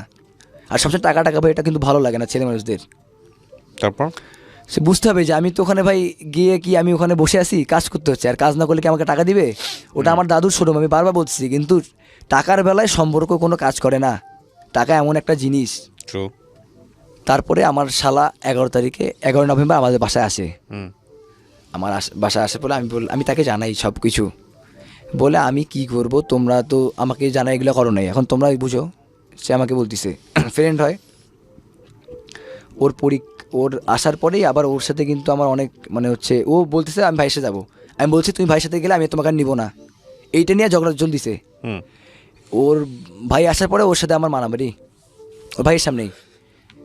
ওই যে আবার বলতেছে মানে মানে ওই জন্য ওর পরীক্ষা, আমি ওকে নিয়ে ঘুরতেছি, ওর পরীক্ষা তো ওকে নিয়ে ঘুরতেছি, এই জন্য ওর সাথে আবার ঝগড়া, যে আমার ভাই পরীক্ষা দিয়ে আসছে, তুমি নিয়ে ঘুরতেছো কেন? আমি বললাম সারা দিয়ে আমার শোরুমে গিয়ে একটু পড়বে, মানে আমার শোরুমের ভিতরে কিন্তু ভাই চেম্বার আছে, যে ওখানে পড়বে, আমরা একসাথে থাকবো, ওখানেই পড়বে। ও বলছে বাসায় পড়ুক। আমি বললাম না সমস্যা নেই, পাঠাই দাও, ওখানে আমরা একসাথে পড়বো। তখন ও বলছে আমার ভাই থাকলেও কি তোমার সমস্যা, মানে নেগেটিভ সবসময়। তারপর কি হলো, কি করলেন? তারপরে ও 15 তারিখে ওর পরীক্ষা হলো, তখন আমার শ্বশুর ফোন দিয়ে বললো যে আচ্ছা বাবা, যেহেতু আমার মেয়ে থাকতে যাচ্ছে না, ওকে পাঠিয়ে দাও, পরে দেখা যাবে। তারপর তো আমি তো এটা শুনে কান্নাকাটি শুরু করলাম, মানে আমি বুঝাচ্ছি না আর কি, কান্নাকাটি করতেছি। অলরেডি অনেক মন খারাপ, যে চলে যাবে, অটোমেটিক চোখ দিয়ে পানি পড়তেছে, যার জন্য আমি ক্রিকেট খেলা ছাড়লাম। মানে এগুলো আবার সব কিছু আমার মাথায় আসতেছে, যার জন্য আমি পড়াশোনা ছাড়লাম, যার জন্য আমি ক্রিকেট খেলা ছাড়লাম, যার জন্য আমি মানে হচ্ছে মানুষের কাজ করতেছি, সে আমাকে ছেড়ে চলে যাবে। আর এদিকে ভাই কিন্তু আমি ক্রিকেটে কিন্তু ভাই আমার কেরিয়ার ছিল, ক্রিকেট নিয়ে এখন একটু কিছু ভাই বলি। ক্রিকেটের কেরিয়ার ছিল ভাই 2017 সালে আমি বিকেএসপিতে সালাউদ্দিন, কোচ সালাউদ্দিন আমাকে নেয়। আমি কিন্তু ভাই না দেখে বল করি, লেগ স্পিন বল করি না দেখে। সে সময় ভাই আমি দেখে বল করতে পারতাম না, তো আমাকে সালাউদ্দিন স্যার নেয়। কিন্তু ভাই কপাল এতই খারাপ যে সব ঠিকঠাক করার পর ভাই আমার দাঁত 32টা, আমাকে ওভারেজ দিয়ে দেওয়া হয়। আচ্ছা 1 লাখ থেকে 120 জন নিয়েছিল আমাদেরকে বিকেএসপিতে 2017 সালে। বিকেএসপি 7 দিনের ক্যাম্পে, মেইন ক্যাম্পে আমরা চান্স পাই। আপনি খেলেন ভালো তার মানে, রাইট? আল্লাহর রহমতে ভাই ওই যে মানে বিকেএসপিতে গিয়ে অনেক ভালো ট্রায়ালটা দিয়েছিলাম, আচ্ছা। নিয়ে টিকে গেছি। ওকে, যাই হোক, কী হলো তারপরে আপনার এটার সংসার জীবনের গল্পে আসি, তারপর কি হলো? জি, সংসার জীবনে তারপরে আমার শ্বশুর যখন পাঠিয়ে দিতে চাইলো তখন আমি তো খুব ভেঙে পড়লাম যে আমি যার জন্য এত কিছু করলাম, ক্রিকেট খেলা পড়াশোনা সব ছিলাম, সে আমাকে সেখানে চলে যাবে। তো এখন কী করার, যার বাবা ও থাকতে পারছে না। আমি বললাম তুমি চলে গেলে কিন্তু আমি তোমাকে নিব না, তুমি ভাবো। আমি এইটা বলে ভয় দেখাচ্ছি, বলে আমি আমার আব্বু আম্মুর সাথে থাকতে পারবো না। আর তো মানে আর ও একটা কথা বারবার বলে, তুমি ঢাকায় বাড়ি না আমি থাকবো, তুমি অন্য জায়গায় ভাড়া না আমি থাকবো, তোমার মায়ের সাথে তোমার থাকবো বাবা না। মায়ের সাথে থাকবো না? আচ্ছা, ওকে। আর আমি বলি যে আমার মায়ের জন্মদাতা মা, আমি ওনার কারণে পৃথিবী দেখছি, বাপ মায়ের সাথে থাকতে পারবো না। তো মানে তারা অনেক আগে থেকেই বলছে যে চট্টগ্রামে যাইতে, মানে চট্টগ্রামে চাকরি নিয়ে দিবে। ওয়াইফ বলে সবসময় যে ফ্ল্যাট একটা ভাড়া নিবো, ওখানেই থাকবো একসাথে। মানে আমাকে চট্টগ্রামে যাইতে বলে, চট্টগ্রামেই থাকতে বলে। ওয়াইফ সবসময় এই অফারটা দেয় আর কি, যে চট্টগ্রামে একটা বাড়ি ভাড়া নিয়ে ওখানে তোমার একটা চাকরি নিয়ে দিচ্ছে, ওখানে তুমি থাকো, ওকে আমরা থাকি, তো আসবো তোমার আব্বু এখানে আমরা বছরে 1-2 মাসে থাকবো, তুমি টাকা পাঠাবো তোমার আব্বু আম্মুকে। আমি বলি, কিন্তু আমি বলি আমি আমার আব্বু আম্মুর সাথে থাকতে পারবো, যাইতে পারবো না। তখন বলে আমিও আমার আব্বু আম্মুর সাথে থাকতে পারবো না, তখন আমাকে সে বলে। তারপরে পরীক্ষা শেষ হওয়ার পরেই আমি রাগারাগি করে, তুমি তোমার ভাইয়ের সাথে যাবো, এটা শিওর? আমি বলতেছি ওকে, বলে হ্যাঁ আমি যাব। বলি আচ্ছা ঠিক আছে, তাইলে তুমি তোমাকে আর থাকতে হবে না একদিনও, তুমি এখনই চলে যাও। এদিকে ভাই বলতেছি, আর এদিকে কিন্তু শুয়ে কান্না করতেছি, মানে আমি নিতে পারছি না, মানে এই যখন চলে যাবে। তো যখন বাসে আমি ওকে দুজনকে নিয়ে শ্যামলী বাসে টিকিট কেটে দিলাম। জি, তারপর কেটে দেওয়ার পরে ওদের বাস 5টা 30 ছাড়লো ঢাকা বাস স্ট্যান্ড রংপুর থেকে, মানে coach stand Dhaka bus stand Rangpur. Okay, ওখান থেকে উঠাই, তারপর আমি ওদের সাথে যাচ্ছি মডার্ন পর্যন্ত। আমার চোখ আমি পানি আটকে রাখতে পারছি না, মানে আমি অনেক শেষ টাইমে আর তার সাথে আমি কোনো কথা বলার সুযোগ পাইনি, মানে আমার বোবা হয়ে গেছে, আমি ভিতর থেকে কোনো কথা আসতেছে না। ও যে চলে যাচ্ছে একবার, এটা কি আপনি জানতেন? হ্যাঁ, সব তো বলতেছেই, না ও আর ফিরবে না, থাকবে না, এরকম একটা ওরা অবস্থা? ও আমাকে আগেই বলে দিচ্ছে সব। আচ্ছা, তারপর? সে যাচ্ছে, মানে আমি ওর সাথে বাসে লাস্ট টাইমে কোনো কথা বলতে পারিনি, মানে অলরেডি বোবার মতো হয়ে গেছি, কোনো কথা আসতেছে না, মানে শুধু চোখ দিয়ে পানি পড়তেছে। তো আমি যখন মডার্নে যখন ভাই আমি নামলাম, ওকে সে যখন চলে যায়, আমার বিশ্বাস করবেন না আপনি, মানে আমার কলিজাটা ফাটে যাচ্ছে, মানে সে চলে যাচ্ছে। এখন যে চলে যেতে চায় তাকে তো জোর করে রাখা সম্ভব না, তাকে আমি ভাই ভালোবাসি বিথাই কিন্তু এই সব করছি। আমি তার কথা মতো চলে যাওয়ার, সে 15 নভেম্বর চলে গেছে। যাওয়ার পরে আমি ফোন একবার কি 2বার শুধু কথা হয়েছে, মানে ওই যে টাকা চাইছে, যে তুমি আমাকে টাকা দিতে চাইছিলা, যাওয়ার আগে কিছু টাকা দিতে চাইছিলাম, তো ওই টাকা দিয়ে নাকি ফোন কিনছে। ও ফোন কিনছে, আগের সিমটা চালু করছে, এই জন্য আমি ওকে আন্টিকে ফোন দিলাম, ওর আন্টিকে, যে আন্টি দেখেন ও তো আমার ওয়াইফ, এখনও কিন্তু আমাদের মধ্যে কিছু হয়নি, ও ফোন কিনলো, সিম ব্যবহার করছে আগেরটা, আসলে কি আমি কিছু বুঝতেছি না, ও কি সংসার করার ইচ্ছা নাই? মানে ওর আম্মুকে ফোন দিচ্ছি, ওর আব্বুকে ফোন দিলে বলতেছে যে আমি ব্যস্ত, পরে ফোন দিব, পরে ওর আব্বু কোনো ফোন দেয়নি আমাকে। ওর আম্মুকে ফোন দিলেও মানে উল্টাপাল্টা কথা। জি, মানে এমনিতে অনেক ভালো বসছে, কারণ মেয়ে যখন বসছি যে ওনারা ছেলের সামনে মারধর করছি, তো এখন মেয়েকে যেহেতু করছি, তো সেক্ষেত্রে একটু রাগ হওয়ার কথাই। তো যাওয়ার পরে আমি আন্টিকে এগুলো বলি, বিচার দিই যে ও নতুন ফোন কিনলো, সিম ব্যবহার করতেছে, ও তো আমার ওয়াইফ, তো আমাকে সাথে তো এখন কিছু হয়নি, তো এগুলো করা তো ঠিক হচ্ছে না, তার উচিত হচ্ছে না। তারপর আমি চট্টগ্রামে এই যে ডিসেম্বরের 22 তারিখে আমি চট্টগ্রামে যাই খেলতে, quality school of T20 tournament. আমি ঢাকার আইডিয়াল ক্রিকেট একাডেমি হয়ে খেললাম। তো আমি চট্টগ্রামে গেছি, ওদের বাসা থেকে কোনো রেসপন্স নেই, আমাকে কেউ একটাবার ডাকিনি। আমি আচ্ছা। চট্টগ্রামে গেছি, ওর ভাই বলেন ও বা ওর আম্মু ওর আব্বু, কিন্তু ওর হচ্ছে আব্বুর বোন আমাকে ফোন দেয়, ওর পাশে বাসা, যে বাবা তুমি চট্টগ্রামে আসো বাসায়, এখানে আসবা না? যে আন্টি আমাকে তো কেউ ডাকেনি, আমি কেন যাব? আর ওর একটা বোন আছে চট্টগ্রাম শহরে থাকে, ওটা ওটা আন্টির মেয়ে, ওর আব্বুর বোনের মেয়ে, ও অনেকবার ডাকছে। এই দুজন ব্যতীত আমাকে আর কেউ ডাকেনি চট্টগ্রামে যাওয়ার পরে। আমি হচ্ছে এই যে 1 তারিখে 12টার দিকে SMS দিই, হুম মানে নতুন বছরের অনেক অনেক শুভেচ্ছা রইলো, এইটাবে SMS দেই যে আমি যদি তোমাকে সাথে ভুল কিছু করে থাকি তাহলে আমাকে ক্ষমা করে দিও। এই যে কয়দিন আগে মানে এই 1 তারিখের 12টার দিকে, হুম মানে 31st নাইটের রাত্রে 12টার দিকে, ক্ষমা করে দিও আমাকে যদি তোমাকে সাথে ভুল কিছু করে থাকি, আর আমি অর্থাৎ তুমি তোমার মতো ভালো থাকো সারা জীবন, এটা SMS দিছি। হুম কারণ তার সাথে আমার বর্তমানে কোনো যোগাযোগ নেই। আপনাদের মানে সিদ্ধান্ত কি ডিভোর্সের দিকে যাচ্ছে নাকি আলটিমেটলি ডিভোর্স দিয়ে ফেলেছেন নাকি আমি তো এরকম? ওকে ছাড়ার জন্য বিয়ে করিনি ভাই। আপনি ওকে এখনো লাভ করেন? আমি, হ্যাঁ অবশ্যই। ওর কন্ডিশনটা কি? ওর কন্ডিশন বলতে ও আমার আম্মুর সাথে থাকবে না, আর ওর দ্বিতীয় কথা ওর আব্বু আম্মুকে ছাড়াও থাকতে পারবে না, আর যদি ঢাকায় নিয়ে থাকি তো ও থাকবে, মানে ওরা আমার আম্মুর সাথে থাকবে না। আচ্ছা, প্রথম কথা হচ্ছে যে আপনি গল্পটা কেন বললেন আমাদের এখানে রেডিওতে এসে? আমি বললাম যে আমি মানে আমি যেন এইটাই উদ্দেশ্য আমার বলার, যে আর কোনো ছেলে যেন অল্প বয়সে বিয়ে না করে। মানে আমি আমার জীবনে যতটুকু কষ্ট পাইছি, রাজারহালে ছিলাম, বাবা মা আমাকে রাজারহালে মানুষ করছে, মানে আমাকে কোনো কষ্ট পাইতে দেয় নাই, নিজে না খাইলে আমাকে হয়েছে, আমাকে দামি দামি ড্রেস দিয়েছে, জুতা কিনে দিয়েছে আমার বাবা, কষ্ট করে মানুষ করছে আমাকে। কিন্তু আমি বিয়ে করার পরে আমি বাস্তবটা বুঝতে পারতেছি, আমি মানুষের 6,000 টাকা বেতনে কাজ করছি, আর আমি যেই আমি 6,000 টাকা 2 দিনে উড়াইতাম, সে আমি মাস 30 দিন কাজ করে 6,000 টাকা পাই। সকাল 9টা থেকে রাত 11টা পর্যন্ত ভাই কন্টিনিউ আমাকে কাজ করতে হয়। আমি তার জন্য তাকে ভালোবেসে করছি, তার জন্য আমি তাকে রাখার জন্য সর্বোচ্চ চেষ্টা করছি, কিন্তু ভাই আমি পারি নাই। এখানে আমার যে প্রশ্নটা আপনার প্রতি, সেটা হচ্ছে আপনি অল্প বয়সে বিয়ে করেছেন, এটা আপনার রিয়েলাইজেশন যে ঠিক আছে কাজটা আপনার ঠিক হয়নি। জি, আপনি যেটা বলছেন সেই রিয়েলাইজেশনের জায়গায় আমি একটু পরে আসি। তার আগে আমি আপনাকে বলি, সেটা হচ্ছে আপনার ওয়াইফের যাকে আপনি বিয়ে করেছেন সে তো আপনার সমবয়সী না, নাকি ছোট? আমার থেকে 2 বছর ছোট। 2 বছরের ছোট। তো ওর জায়গা থেকে 18 বছর যদি বয়স হয় ওর একটা হোম সিকনেস থাকবে। ও আপনাকে লাভ করে এরকম একটা জায়গায় চলে আসছে, সেখানে মানিয়ে নেওয়ার একটা বিষয় আছে। আপনারা সংসার করলেন কতদিন? 1 বছর তো 1 হয়নি, বছর 4 মাস। মাত্র 1 বছর 4 মাস। তো সেই জায়গাটা থেকেও তো ওকে বোঝাটাও তো খুব জরুরি ছিল। সেটা কি আপনি বুঝতে পারছেন আপনার এই ফ্লসগুলো, যে না ওর জন্য কতটুকু সাপোর্ট দেওয়া দরকার, অতটুকু পারতেছেন কি না আপনি?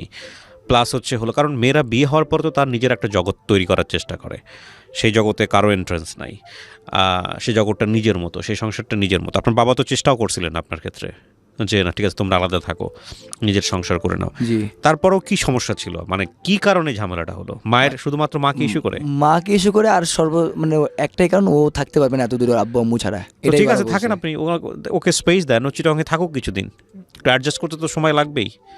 তাহলে আপনার থাক আপনি সেই আমি সুযোগটা কেন কিন্তু ভাই দিচ্ছেন না? কন্টিনিউ ফোন দেই, যদি আমার শাশুড়িকে ফোন দেই তো বলে ও ঘুমাচ্ছে, কথা বলতে চাই, সুযোগ পাচ্ছি না। না, ঘুমাচ্ছে, আপনার শাশুড়িকে ফোন দিলে এটা শাশুড়ির প্রতি মনক্ষুণ্ণ হওয়ার কিন্তু কোনো সুযোগ নেই। দেখেন আপনার বয়সটা 20-21 বছর এখন, না? আপনি আরও যখন সময় যাবে তখন আপনি বুঝতে পারবেন যে এই ঘটনাগুলো কেন ঘটে। সন্তান যদি না চায় আপনার সঙ্গে কথা বলতে, সেখানে মা হয়ে আপনার জন্য তো কিছুই করতে পারবে না। জোর করবে না, এটা হচ্ছে বিষয়। মূল বিষয়টা হচ্ছে যে উনি যদি সাপোর্ট না করেন, আপনার ওয়াইফ যদি সাপোর্ট না করেন, আপনার শ্বশুর শাশুড়ি, আপনার বন্ধু বা আপনার সম্বন্ধী তাদের সাপোর্ট করে কোনো লাভ আছে? লাভ নেই। না। তো বিষয়টা তো আপনার ওয়াইফের কাছ থেকে আসতে হবে। এখন কিন্তু ভাই সে তো আমার বিবাহিত ওয়াইফ, সে তো তার আপনার বিবাহিত ওয়াইফ, তো আপনি জান নাই কেন? আপনার ওয়াইফ চলে যাওয়ার পর আপনি জান নাই কেন আপনি শ্বশুর বাড়িতে? জি, জান নাই কেন? নিজে চলে যেতেন, দাওয়াত আপনাকে না দেখ, আপনার তো অধিকার আছে, আপনি চলে যেতেন, সরাসরি ঢুকে পড়তেন বাসার মধ্যে, আপনাকে ঘাট ধরে বের করে দিত, তারপরে বুঝতাম একটা ইস্যু আছে। সেটা তো করেন নাই। না আমি সেটা করিনি। খেলার পর তো কেন আমাকে করেন নাই? আমি ওখানে যেতাম, কিন্তু ওখানে আমার রংপুরে ওই না, আমার প্রশ্ন- খেলার শেষে, জি, আপনি যে বহুবার চেষ্টা করছেন তার মানে আপনি তাকে মিস করেন, আপনি তাকে লাভ করেন। হ্যাঁ। হ্যাঁ, আপনি স্টিল তাকে লাভ করেন, এ ব্যাপারে কোনো সন্দেহ নাই। কিন্তু কথা হচ্ছে যে আপনার বউ সেখানে আছে, সে যে অবস্থায় থাকুক, মানে সে আপনার ফোন ধরতেছে না বা যাই হোক না কেন, আপনি সরাসরি চলে যান তার বাসায়। যাইনি এটার মেন কারণ যদি আমি বলি তো ওর সিম খোলার কারণ আর নতুন ফোন না কারণে আমি যাইনি। অভিমান করে যান নাই? ও কেন আমাকে, মানে ও কেন ফোন ইউজ করতেছে, আগের সিমটা কেন খুলছে, এই জন্য আমি যাইনি। মানে আপনিও কোনো কারণে অভিমান করে যান নাই? জি, এইটাই মূল কারণ। ও কেন ফোন, ওর আগের সিমটা কেন খুললো, এইটাই ওর সাথে আমার সবচেয়ে বড় রাগ। এখানে আমি কিছুই বলবো না, আমি শুধু এতটুকুই বলবো যে এই অভিমান জিনিসগুলো দুইটা পরিণতি হতে পারে অভিমানের। একটা হচ্ছে অভিমান করতে করতে করতে করতে সম্পর্কের মধ্যে থার্ড পার্টির এন্ট্রি, কোনো একজন কেউ ঢুকে গেল, এটা ওর লাইফেও হতে পারে, আপনার লাইফেও হতে পারে, কারণ আপনারা এখনও অনেক ইয়াং। সেটা একটা ডিজাস্টার করে দেবে সম্পর্ক, যদি খুব নেগেটিভলি চিন্তা করি। অথবা আরেকটা যেটা হতে পারে সেটা হলো যে অভিমান করতে করতে করতে করতে যেহেতু দূরত্ব, সেই জায়গা থেকে একটা সময় একজন আরেকজনকে ভুলে যাওয়ার চেষ্টা করবেন, এবং সেটা হয়তো বা ও বিজি হয়ে যাবে ওর মতো, আপনি বিজি হয়ে যাবেন আপনার মতো, সেটাও হতে পারে। আমি নেগেটিভগুলো আগে বলতেছি। আর পজিটিভলি যদি বলি, তাহলে আপনাদের দুজনের প্রতি যদি লাভ থাকে, রেসপেক্ট থাকে, তাহলে ডেফিনেটলি এই ডিস্টেন্স বা অভিমান একটা সময় ভুলে গিয়ে আপনারা কাছাকাছি আসবেনই। আপনারা যেহেতু বিয়ে করতেছেন, সংসার করতেছেন, এখনও দুজনকে চান, বিশেষ করে আপনি তো চানই। আমি তো তার জন্যই সবকিছু করলাম। সুতরাং আমি নেগেটিভ কিছুই বলতে চাই না, আমি বরং দোয়া করি আপনাদের সংসারটা ভালো হোক, টিকে থাকুক। হ্যাঁ, তবে এটা ঠিক যে রিয়েলাইজেশনের জায়গাটা, কিছু কিছু জিনিস যেমন ভালো, যেমন আমার কাছে ভালো লেগেছে যে আপনি ক্লাস 8 পাস করতে পারলেন না, যাই হোক না কেন লেখাপড়া কাটতে দিয়ে হলো, কিন্তু বিয়ের পরের দিন থেকে আপনি সাংসারিক হওয়ার চেষ্টা করছেন, আপনি পয়সা রোজগার করার চিন্তা করছেন, এগুলো খুব ভালো। তবে আমি এটা কোনোভাবেই সমর্থন করি না যে নিজের বাবা মাকে ছেড়ে গিয়ে তার হলো আপনি তাকে নিয়ে আলাদা একটা জগৎ তৈরি করবেন, এটা আমি কোনোভাবেই সমর্থন করি না। তবে এটা ঠিক যে যেহেতু ম্যাচ হচ্ছিল না, সেই জায়গাটা থেকে ওনারও তো একটা অধিকার আছে আপনার প্রতি, সবচেয়ে বড় অধিকার কিন্তু ওনারই। জি, এটা অবশ্যই। তো সেই জায়গাটা থেকে ওনাকেও একটা জায়গা তৈরি করে দেওয়া, স্পেস দেয়া, এবং সেটাকেও সুন্দর করে গ্রো করতে দেয়া, এবং সেটা হয়তো আপনার জায়গা থেকে আপনি হয়তো ওইভাবে দিতে পারেননি, বা ওর জায়গা থেকে যে রিসিভ করবে সেটাও হয়তো পায়নি। ওকে একটাই মাত্র মেয়ে ওই পরিবারের, আরও মেয়ে আছে ওর, মানে ওনার। ঠিক আছে, তো আমার মনে হয় সেটা হলো যে আপনি যদি তাকে চানই, তাহলে ফিরিয়ে আনার জন্যে আপনি ওর প্রতি মাসের যে হাত খরচ, যেটাকে ভরণ পোষণ বলে, যেহেতু আপনি ওনার হাজব্যান্ড এখন, সেটা আপনি যেভাবেই হোক মেনটেন করেন। 1, 2 নম্বর হচ্ছে যে মানুষের মধ্যে যদি খারাপ জিনিস আপনি দেখতে চান, ধরেন কোনো একটা বন্ধুর হোক বা আপনার চারপাশের মানুষ হোক, আপনি যদি খারাপ জিনিস দেখতে চান, তো আমাদের ব্রেনের একটা সায়েন্টিফিক সিস্টেম হলো আপনার সামনে শুধু খারাপ জিনিস এনেই দিবে। ফেসবুক একটা ইন্টারেস্টিং বিষয় দেখবেন যে ফেসবুকে আপনি কোনো কিছু সার্চ করলে, বা গুগলে কোনো কিছু সার্চ করলে, ইউটিউবে সার্চ করলে, আপনার হোম পেজে যখন ঢুকবেন ওই জাতীয় কন্টেন্ট দিয়ে রাখে আপনাকে।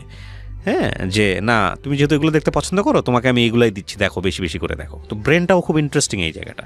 আপনি যা চিন্তা করবেন উল্টাপাল্টা, ওই উল্টাপাল্টা জিনিসগুলো আপনার লাইফে বেশি বেশি আসতে থাকবে। তো আপনি যদি আপনার ওয়াইফের 100টা দোষ খুঁজতে থাকেন, আপনার 100টা না, আপনার ব্রেন আপনার সামনে 1000টা হাজির করবে। আর আপনি যদি মনে করেন যে না, এই মানুষটা আপনার জন্য খুব ভালো, আমি তার ভালো জিনিসগুলো চিন্তা করব, ভালো জিনিসগুলো খুঁজবো, আপনি খুঁজতে থাকবেন, এবং দেখবেন যে মানুষটার প্রতি আপনার অনেক সহমর্মিতা আসবে। তো দিন শেষে আসলে কেউই পারফেক্ট না, আপনিও পারফেক্ট না, সেও পারফেক্ট না, যেহেতু বিয়ে শাদী করে ফেলছেন, সংসার করেন ভালো করে, এটা হচ্ছে বিষয়। আপনি যেটা বললেন যে মানে ওর ভরণ পোষণের, যদি সে অবশ্যই আমার কথা মতো চলে, নামাজ কালাম পড়ে, আমার অনুমতি নিয়ে বাইরে যায়। আপনি নামাজ পড়েন? জি, আপনি পড়েন না তো, আপনি পড়েন না। এই জিনিসটা এটা কেন করেন আপনি? এই যে আমাদের একটা পুরুষতান্ত্রিক ভয়ঙ্কর রকম মানসিকতা আছে। আমি বলতেছি না যে আপনি আপনার ওয়াইফকে নামাজ পড়ার জন্য জোর জবরদস্তি করতেছেন, সেটা খারাপ কাজ, আমি এটা বলতেছি না, এটা আপনার অধিকার আছে। কিন্তু ও তো আপনাকে একটা কোশ্চেন করতে পারে যে তুমি তো নামাজ পড়ো না, তুমি যে এত বেশি আমাকে জোর দিচ্ছ, তুমি তো নামাজ পড়ো না, তুমি নামাজ না পড়ে তাহলে তুমি আমার ব্যাপারে এতটা রুডো কেন হচ্ছে? তখন কিন্তু কোনো অ্যান্সার থাকে না। সুতরাং আপনার নিজেও তো এটা ধর্মকর্ম ঠিক মতো পালন করা উচিত, তাই না? আপনি বিয়ে করলেন মানে হচ্ছে পরের দিন থেকে আপনি অধিকার ফলাতে যাচ্ছেন, সেটা যে কোনো জায়গা থেকে, হ্যাঁ ঠিক আছে, পারফেক্টলি আপনি অধিকার ফলাতে পারেন, কিন্তু সেই প্র্যাকটিস যদি আপনার মধ্যেও না থাকে, মানে আপনি যেমন ইচ্ছা আপনি মেয়েদের সঙ্গে কথা বললেন, যেমন ইচ্ছা আপনি বন্ধুদের সঙ্গে ঘুরলেন, অথচ তার বান্ধবীর সঙ্গে আপনি তাকে কথা বলতে দিচ্ছেন না। আমি একটা এক্সাম্পল দিচ্ছি, তার ফ্রেন্ড সার্কেলের সঙ্গে সে মিশতে পারতেছে না, সে একটা বন্দি জীবন কাটাচ্ছে, এটা তো আপনি পারবেন না। মানে যেটা আপনি প্র্যাকটিস করতে পারেন না, সেটা আপনি সে কি কেনা গোলাম নাকি? আপনি তাকে জোর করে কেন চাপাতে যাবেন? হ্যাঁ, আপনিও প্র্যাকটিস করেন, আপনিও ওগুলো প্র্যাকটিস করেন, তাকে দেখান যে না, আমি তোমার কাছ থেকে চাচ্ছি, এই কারণে চাচ্ছি যে আমিও তোমার মতো সেরকম একজন মানুষ, তুমিও আমার মতো একজন মানুষ হওয়ার চেষ্টা করো, ঠিক আছে, পারফেক্টলি ওকে। সে বাইরে গেলে আমার অনুমতি যদি যায়, সে যদি ফোন ব্যবহার না করে, তাহলে আমি অবশ্যই তার ভরণ পোষণ দিব। আর ওখানে যে শোনেন, আমি আরেকটা কথা বলি আপনাকে, ফোন ব্যবহার করার জায়গায় আপনি একটা আতঙ্কে আছেন। আতঙ্কটা কি? ফোন ব্যবহার করলে অন্য কারোর সাথে সম্পর্ক করে ফেলে কিনা, বা অন্য কোনো ছেলের একটা আগে তো অনেক ছেলে ওই নম্বরে ফোন আসতো না, ওটা যে মানুষটা এই কাজটা করবে, এটা আপনি বয়সে রিয়েলাইজ করতে পারবেন না। যেই মানুষটা এই কাজটা করবে, যে অন্য কারোর সাথে সম্পর্কে যাবে বা অন্য কাউকে জীবনে রিসিভ করবে, তাকে ফোন ব্যবহার বন্ধ করতে দিলেও সে করবে, ফোন ব্যবহার না করতে দিলেও সে করবে। ফ্যাক্টটা হচ্ছে এটা। বরং যদি আপনি তাকে লাভ করেন, আরও বেশি ওপেন করে দেন, তোমাকে আমি বিশ্বাস করি, তোমার প্রতি আমার আস্থা আছে, ওই আস্থার যদি মূল্য থাকে তো ঠিক আছে, তুমি থাকবা আমার সাথে, আর যদি মূল্য না থাকে তাহলে তুমি আমার লাইফে থাকবা না, এটাই স্বাভাবিক। দেখেন, আমি মনে করি যে আপনাদের জায়গাটা অনেক বেশি নতুন, মাত্র 1 থেকে 1.5 বছর, 1 থেকে 1.5 বছরের সংসার জীবনে এগুলো কিছুই না, একদম এন্ট্রি পর্যায়ে। আর আপনার যেহেতু বয়স একেবারেই টিনেজ, সেই জায়গা থেকে আপনি রিয়ালাইজই করতে পারবেন না যে আপনি আসলে যেগুলো করতেছেন সেগুলো আসলে পারফেক্টলি ওকে না, সেটার জন্য আপনাকে আরও অনেক সময় পার করতে হবে। তবে হ্যাঁ, যেহেতু আপনারা দুজনকে লাভ করেন, আপনার বাপ মারা খুব ওয়াইজলি ডিসিশন নিছে, এ ব্যাপারে কোনো সন্দেহ নাই, এবং সেই জায়গাটা থেকে সংসারটাকে সামনের দিকে নিয়ে যাওয়াটাই উচিত। সেটা আমার ক্ষেত্রে উচিত। আর ভরণ পোষণ দেওয়ার ব্যাপারে আপনি যেটা বললেন যে এটা করলে ভরণ পোষণ দেবো, ওটা করলে ভরণ পোষণ দেবো না, এই জাতীয় জিনিস ইসলামেও সাপোর্ট করে না। আপনি যদি ধর্মীয় অনুসারেও যান, স্ত্রী মানে হচ্ছে আপনার তাকে ভরণ পোষণ দিতে হবে। আমার সাথে এবং তালাকের ব্যাপারেও একটা কথা বলা হয়েছে, কথা আমার সাথে সে বলে না, কথা বলে না, আপনি যেভাবে তাকে পৌঁছানোর চেষ্টা করেন। আপনি যেসব জিনিস চাচ্ছেন ইসলামিক কায়দায়, ফাইন, আপনি আলহামদুলিল্লাহ চাচ্ছেন, কিন্তু নিজের জন্য ওগুলো প্র্যাকটিস করেন। আপনি নিজে এক ওয়াক্ত নামাজ পড়বেন না, আপনি জোর করে আপনার ওয়াইফকে যখন বলতে যাবেন তখন তো সে গার্ডস পেয়ে যাবে, তুমি তো পড়ো না, তুমি আমাকে কেন বলতে আসতেছো, আমি কি বোঝাতে পারতেছি আপনাকে? সো যে জিনিস আপনি প্র্যাকটিস করেন না, আপনি কেন করেন না, সেই জবাবটা আপনি কি দিবেন তাকে? তখন আপনি বলতে পারবেন যে আমার না পড়লেও হবে, আল্লাহ মাফ করে দিচ্ছে, আমাকে বলতে পারবেন? সো সুতরাং সেও তো আপনাকে প্রশ্ন করতে পারে। তো এটাই বলতেছি, মানে আপনি বলবেন যে আমি তোমার হাজব্যান্ড, সুতরাং তোমার আমার সমস্ত কথা শুনতে হবে, শুনতে তুমি বাধ্য। একইভাবে স্ত্রীর অধিকার বলেও তো ইসলামে অনেক অধিকার দেওয়া আছে, সেগুলো আপনি কতটুকু পালন করছেন? জিনিসটা তো ভাইস ভার্সা, দ্বিপাক্ষিক। আর এই ভরণ পোষণের বিষয়ে আপনি যেটা কন্ডিশন দেখাচ্ছেন, এরকম কন্ডিশন না আছে ধর্মে, না আছে আইনে। হ্যাঁ, এটা দিতে পারবেন না আপনি। এবার যদি অন্তর থেকে যদি এভাবে বলেন, হ্যাঁ সে আপনার কথা শুনতেছে না, মানতেছে না, ঠিক আছে, যদি আপনি ধর্মীয়ভাবেও যদি তালাকের কথাও চিন্তা করেন, তাহলেও আমি তো ভাই সারা জন্য বিয়ে করিনি। রিলিজিয়ন বলতেছে, আমি যেটা বলতেছি এক্সট্রিম লেভেলে, রিলিজিয়ন বলতেছে তালাক হলো সবচাইতে নিম্ন পর্যায়ের হালাল জিনিস, সবচাইতে নিম্ন পর্যায়ের, মানে আল্লাহ খুব অপছন্দ করেন এই জিনিসটা, এবং শয়তানের সবচেয়ে প্রিয় কাজ। শয়তানের সবচাইতে প্রিয় কাজ হচ্ছে যে স্বামী স্ত্রীর মধ্যে সম্পর্কের অবনতি ঘটানো এবং তালাক পর্যায়ে নিয়ে যাওয়া, এবং আল্লাহ এটা খুব অপছন্দ করেন। আমাদের একটা কোরআন শরীফে একটা সূরা আছে, সূরা তালাক। যেহেতু আমি ধর্মীয় বেত্তা নই, আমি অত বিশাল জিনিস জানি না, বাট তারপরেও বলা হচ্ছে যদি তালাক দাও তাহলে প্রচুর পরিমাণে ধন সম্পত্তি দিয়ে দাও, প্রচুর পরিমাণে ধন সম্পত্তি দিয়ে তালাক করো, মানে এত বেশি দাও যাতে করে তার কোনো চিন্তা করতে না হয়। এবং আমাদের ধর্মটা এতটা এনরিচ, এতটা সমৃদ্ধ, এতটা সায়েন্টিফিক, সেখানে আপনি ভরণ পোষণের জায়গাটা আপনি কন্ডিশন দিতেছেন, সবটা একপাক্ষিক হয়ে যাচ্ছে বিষয়টা। হ্যাঁ, তো আমার মনে হয় যে ঠিক আছে, ডিস্টেন্সটা খুব ভালো হয়েছে। এখন আপনি একটু ঠান্ডা মাথায় আপনার জায়গা থেকে চিন্তা করেন যে আসলেই আপনি তাকে চান কিনা।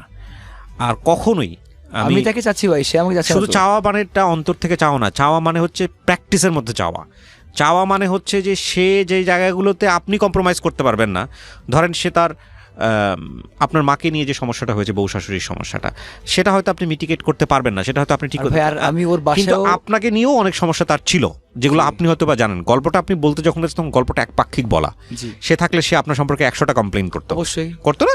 তো আমার জায়গা থেকে আপনি যদি তাকে লাভ করেন, আপনি সেই জায়গাগুলো কারেকশন করেন। কখনোই একটা মানুষের কাছ থেকে অতটুকু এক্সপেক্ট করা উচিত না যতটুকু আপনি তাকে দিতে না পারবেন। আমি তাকে বাসায় রাখতে, মানে সম্পর্ক থাকা অবস্থায় আমি তাকে বাসায় রাখবো না ভাই, সে আমার ওয়াইফ, ওইভাবে রাখতে পারবো না। যদি ওকে চলে আসতে হবে। কেন? আমি ওকে বিয়ে করা বউ না আমার, ওইভাবে ওখানে যে যা মন চাই করে বেড়াবো, ওটা হবে না। না, ওইটা হবে না, ঠিক আছে, কিন্তু আপনার কাছ থেকে তো গেছে, আপনি গিয়ে নিয়ে আসেন, ওকে চলে আসতে হবে, এই টেন্ডেন্সি থেকে বের হন। এই যে বিয়ে করা বউ, এই যে দেখেন, আমি আপনার একটা কথা বলি, দেখেন এই যে চিন্তা ভাবনাটা, এটা আসলে ওর চিন্তা না, কিন্তু এটা কিন্তু আমাদের পুরুষতান্ত্রিক সমাজের একটা ভয়ঙ্কর রকম বাজে চিন্তা। এই যে বিয়ে করা বউ মানেই হচ্ছে ভয়ঙ্কর রকমভাবে তার উপর আপনার একটা অধিকার চর্চা করবেন, আপনি করতে হবে, এটা করতে হবে, ওটা করতে হবে, এটা কেন? এই চিন্তা থেকে আমরা বেরোতে হবে। সে তো মানুষ, ওর জন্য কাজ করতে হবে, ওকে খাওয়াতে হচ্ছে, ওটা করতে হবেই, ওটাও আমাদের আপনার খাওয়াচ্ছেন এই কারণে সে আপনার কথা শুনবে শুধু খাওয়ার জন্য? একটা মেয়েকে একটা সংসারে শুধু ক্রিকেট ছাড়ছি, ওর জন্য পড়ালেখা ছাড়ছি, ওর জন্য সকাল 9টা থেকে রাত 11টা পর্যন্ত, আপনি ওর জন্য ছাড়েন নাই, আপনি আপনার জন্য ছাড়ছেন। এই জায়গাটা একটা চিন্তাটা ভুল, আপনি আপনার জন্য ছাড়ছেন, চিন্তাটা ভুল। এই ভুলের জায়গাগুলো যদি আপনি অ্যাকসেপ্ট করতে না পারেন, জীবনে কিন্তু চেঞ্জ আসবে না। কি নাম বললেন আপনার? সাঈদ বিন শিমান। সাঈদ, এটা আপনি আপনার জন্য ছাড়ছেন, আপনি ওর জন্য ছাড়েন নাই। আমি আপনাকে বোঝাচ্ছি কিভাবে আপনি আপনার জন্য ছাড়ছেন। আপনি একটা মেয়েকে লাভ করছেন, আপনার মতো করে প্রেম করছেন, আপনার মতো করে ভালোবাসছেন। যখন মনে হয়েছে এই মেয়েটাকে ছাড়া আপনি বাঁচবেন না, ওকে খুব ডেসপারেটলি আপনার বাসায় নিয়ে এসে পরিবারের সামনে বলছেন যে ওকে আমার সাথে বিয়ে দিতে হবে। এগুলো আপনি আপনার জন্যই করছেন, ওর জন্য করেন না। এই জায়গায় যদি অন্য একটা নতুন আননোন মেয়ে থেকে বলতো যে আমাকে তুমি বিয়ে করতেন, না। তাহলে এটা আপনি আপনার জন্য করছেন, বিকজ আপনার ভিতরের অনুভূতিগুলোকে নিবারণ করার জন্য আপনি এটা করছেন। বুঝতে পারছি? ক্রিকেট আপনি ওর জন্য ছাড়েন নাই, ক্রিকেট আপনি আপনার জন্য ছাড়ছেন। ক্রিকেট খেলা আমি ভাই আমার এটা আমি কখনোই আমি আমার না, জন্য আপনার জন্য ছাড়ছেন। আমি বলি ইটস উইন উইন সিচুয়েশন। আপনার সামনে একটা অমন অবস্থা এসে দাঁড়াইছে যে আপনার যদি সংসার টিকাতে হয় তাহলে ক্রিকেট ছাড়তে হবে, এটাই। আপনার যদি ঘরের মধ্যে ভাত খাইতে হয় তাহলে আপনার কাজ করতে হবে। সিম্পল না? জি। তাহলে আপনি এখন কি করবেন? আপনি হয় ক্রিকেট ছাড়বেন অথবা সংসার ছাড়বেন। এই সিদ্ধান্ত তো আপনারই ছিল, তো আপনি সিদ্ধান্ত নিছেন, রাইট। তো সেটা তো আপনার ব্যাপারের জন্য আপনিই করছেন। তো এখন বিষয়টা হচ্ছে কি, এই যে করতে হবে, যাইতে হবে, আমার বউ এটা ওরমুখ করবে তমুক করবে, এই জায়গাগুলো আসলে পরিবর্তন আপনাকে আমি এক কথায় বুঝাতে পারবো না। তবে এটা ঠিক যে আমাদের পুরো সমাজ ব্যবস্থাটাই এরকম যে বিয়ে করা বউ মানে হচ্ছে তার উপর একটা বিশাল অধিকার। এটা ওর বয়স মাত্র 20, কিন্তু এটা ঠিক যে ওর চিন্তাভাবনার জায়গাটায় যে অধিকারের যেই অবয়ব, সেই অবয়বটা এটা পুরুষতান্ত্রিক জায়গাটা থেকে চিন্তাভাবনা। তবে এই চিন্তাভাবনা দিয়ে ওই মানে সংসার সামনের দিকে নেওয়াটা খুব মুশকিল। দুইটা চাকার উদাহরণ দিই, এটা বেগম রোকেয়া খুব সুন্দর করে বলছিলেন। দুইটা চাকা, হ্যাঁ, একটা মাঝখানে একটা আপনার হচ্ছে হলো শকট বলে, মাঝখানে একটা লাঠি দিয়ে জোড়ানো, হ্যাঁ, একটা চাকা বড় আর একটা চাকা ছোট। এই দুই চাকাকে যদি আপনি ধাক্কা দেন, এটা কি সামনের দিকে যাবে না চারদিকে ঘুরপাক খাবে? এটা চারদিকে ঘুরপাক খাবে। দুইটা চাকাই যদি সমান হয় তারপর আপনি যদি ধাক্কা দেন তাহলে দুইটাই সামনের দিকে যাবে। তো সংসারটা আসলে এরকমই, সংসারটাকে যদি সামনের দিকে নিতে হয় তাহলে আপনাকে ওই একজনকে ছোট করে রাখা যাবে না, আরেকটাকে বড় করা যাবে না, ঠিক আছে? রেসপেক্টের জায়গাটা দ্বিপাক্ষিকই হইতে হবে। আপনি যেমন তাকে সম্মান করবেন, সেও আপনাকে সম্মান করবে। শুধুমাত্র ভালোবাসা দিয়ে যেমন সংসার চলে না, শুধুমাত্র মান অভিমান আর এই মারামারি চিল্লাচিল্লি আর এই হাজব্যান্ড তো ফলানো যে আমি তোমার স্বামী সুতরাং এটা করতে হবে, এটা দিয়েও সংসার চলে না, ঠিক আছে? এখন যদি সে আমাকে ভালোবাসে, অবশ্যই সেটা শুনবে, সে যেন বাসায় চলে আসে। আর যদি সে না আসে তো আমি আবার ক্রিকেটে ব্যাক করেছি, তো আমি ক্রিকেট খেলায় একদম মন দিয়ে, ওটা আমার ক্লাব একটা চালু করেছি, তো ক্রিকেটে নিয়ে থাকবো। আপনার যেটা করতে ভালো হয় আপনি সেটাই করবেন। বাট আমি আপনাকে একটা কথাই বলতে চাই, মানে সংসার জিনিসটা এটা আপনার ওই ক্রিকেট ম্যাচের মতোই একটা যুদ্ধ। এখানে জিততে হলে খুব ঠান্ডা মাথায় প্রত্যেকটা ব্যাট চালাইতে হয়। যেহেতু ক্রিকেট বোঝেন সেটাই আমি বললাম। হ্যাঁ, আমাদের প্রত্যেকেরই সংসার, আমরা কেউ সাধু পুরুষ না বা আমরা কেউ সাধু মানুষ না, আমাদের প্রত্যেকেরই কিছু না কিছু ভুল হয়, কিছু না কিছু ঝামেলা আছে। কিন্তু সংসার বা দুজন মানুষ একসঙ্গে থাকাটা এটা একটা অনেক বড় ব্যাটলফিল্ড। হ্যাঁ, মাত্র 1.5 বছর সংসার করেছেন, জি, এটা যখন আরও সামনের দিকে যাবে, আজকের এপিসোডটা প্রচার হবে, আপনার জীবনের কোনো না কোনো পর্যায়ে এটা কাজে লাগবে। আজ থেকে 5 বছর পরে, 10 বছর পরে আপনি আমার এই কথাগুলো শুনেন, দেখবেন যে আমি আপনাকে কি বলেছিলাম সেটা হয়তো আপনি আজকে বুঝবেন না, আরও 5 বছর পরে হোক, 7 বছর পরে হোক বুঝবেন। প্রিয় দর্শক এবং শ্রোতা, আমি শেষ করতে চাই, আমার মনে হয় বিয়ের ক্ষেত্রে আমি সবসময় যে কথাটা বলি, এটা নিজের অভিজ্ঞতা, বন্ধুদের কাছ থেকে শোনার অভিজ্ঞতা, সব কিছু মিলিয়ে যেটা বলতে চাই যে দুজন মানুষের সহ অবস্থান নিশ্চিত করার ক্ষেত্রে শুধুমাত্র ইমোশন, শুধুমাত্র লাভ, এইটা আমি মনে করি এনাফ না, এনাফ না, এনাফ না, এনাফ না। আমি সারা জীবন রেডিওতে এই লাভ কেন্দ্রিক যত অনুষ্ঠানে কথা বলেছি, সব জায়গায় আমি একটা কথাই বলেছি, বিয়েতে যে জিনিসটা সবচাইতে জরুরি হয় যে ওই মানুষটার যে পরিবারে বিলং করে সেই পারিবারিক অ্যাটিটিউড, ওই মানুষটার ফিলসফি, ওই মানুষটার রুলস, ওই মানুষটার আচার ব্যবহার, ওই মানুষটার জীবনধারা, চিন্তা, চেতনা, এবং একই সাথে তিনি যাকে বিয়ে করছেন তার এই দ্বিপাক্ষিক বিষয়টি যখন ম্যাচ করে, তখন আলটিমেটলি বিয়ের ব্যাপারে আমার মনে হয় যে রেজাল্ট ভালো পাওয়ার সম্ভাবনা আছে। নইলে শুধুমাত্র লাভ,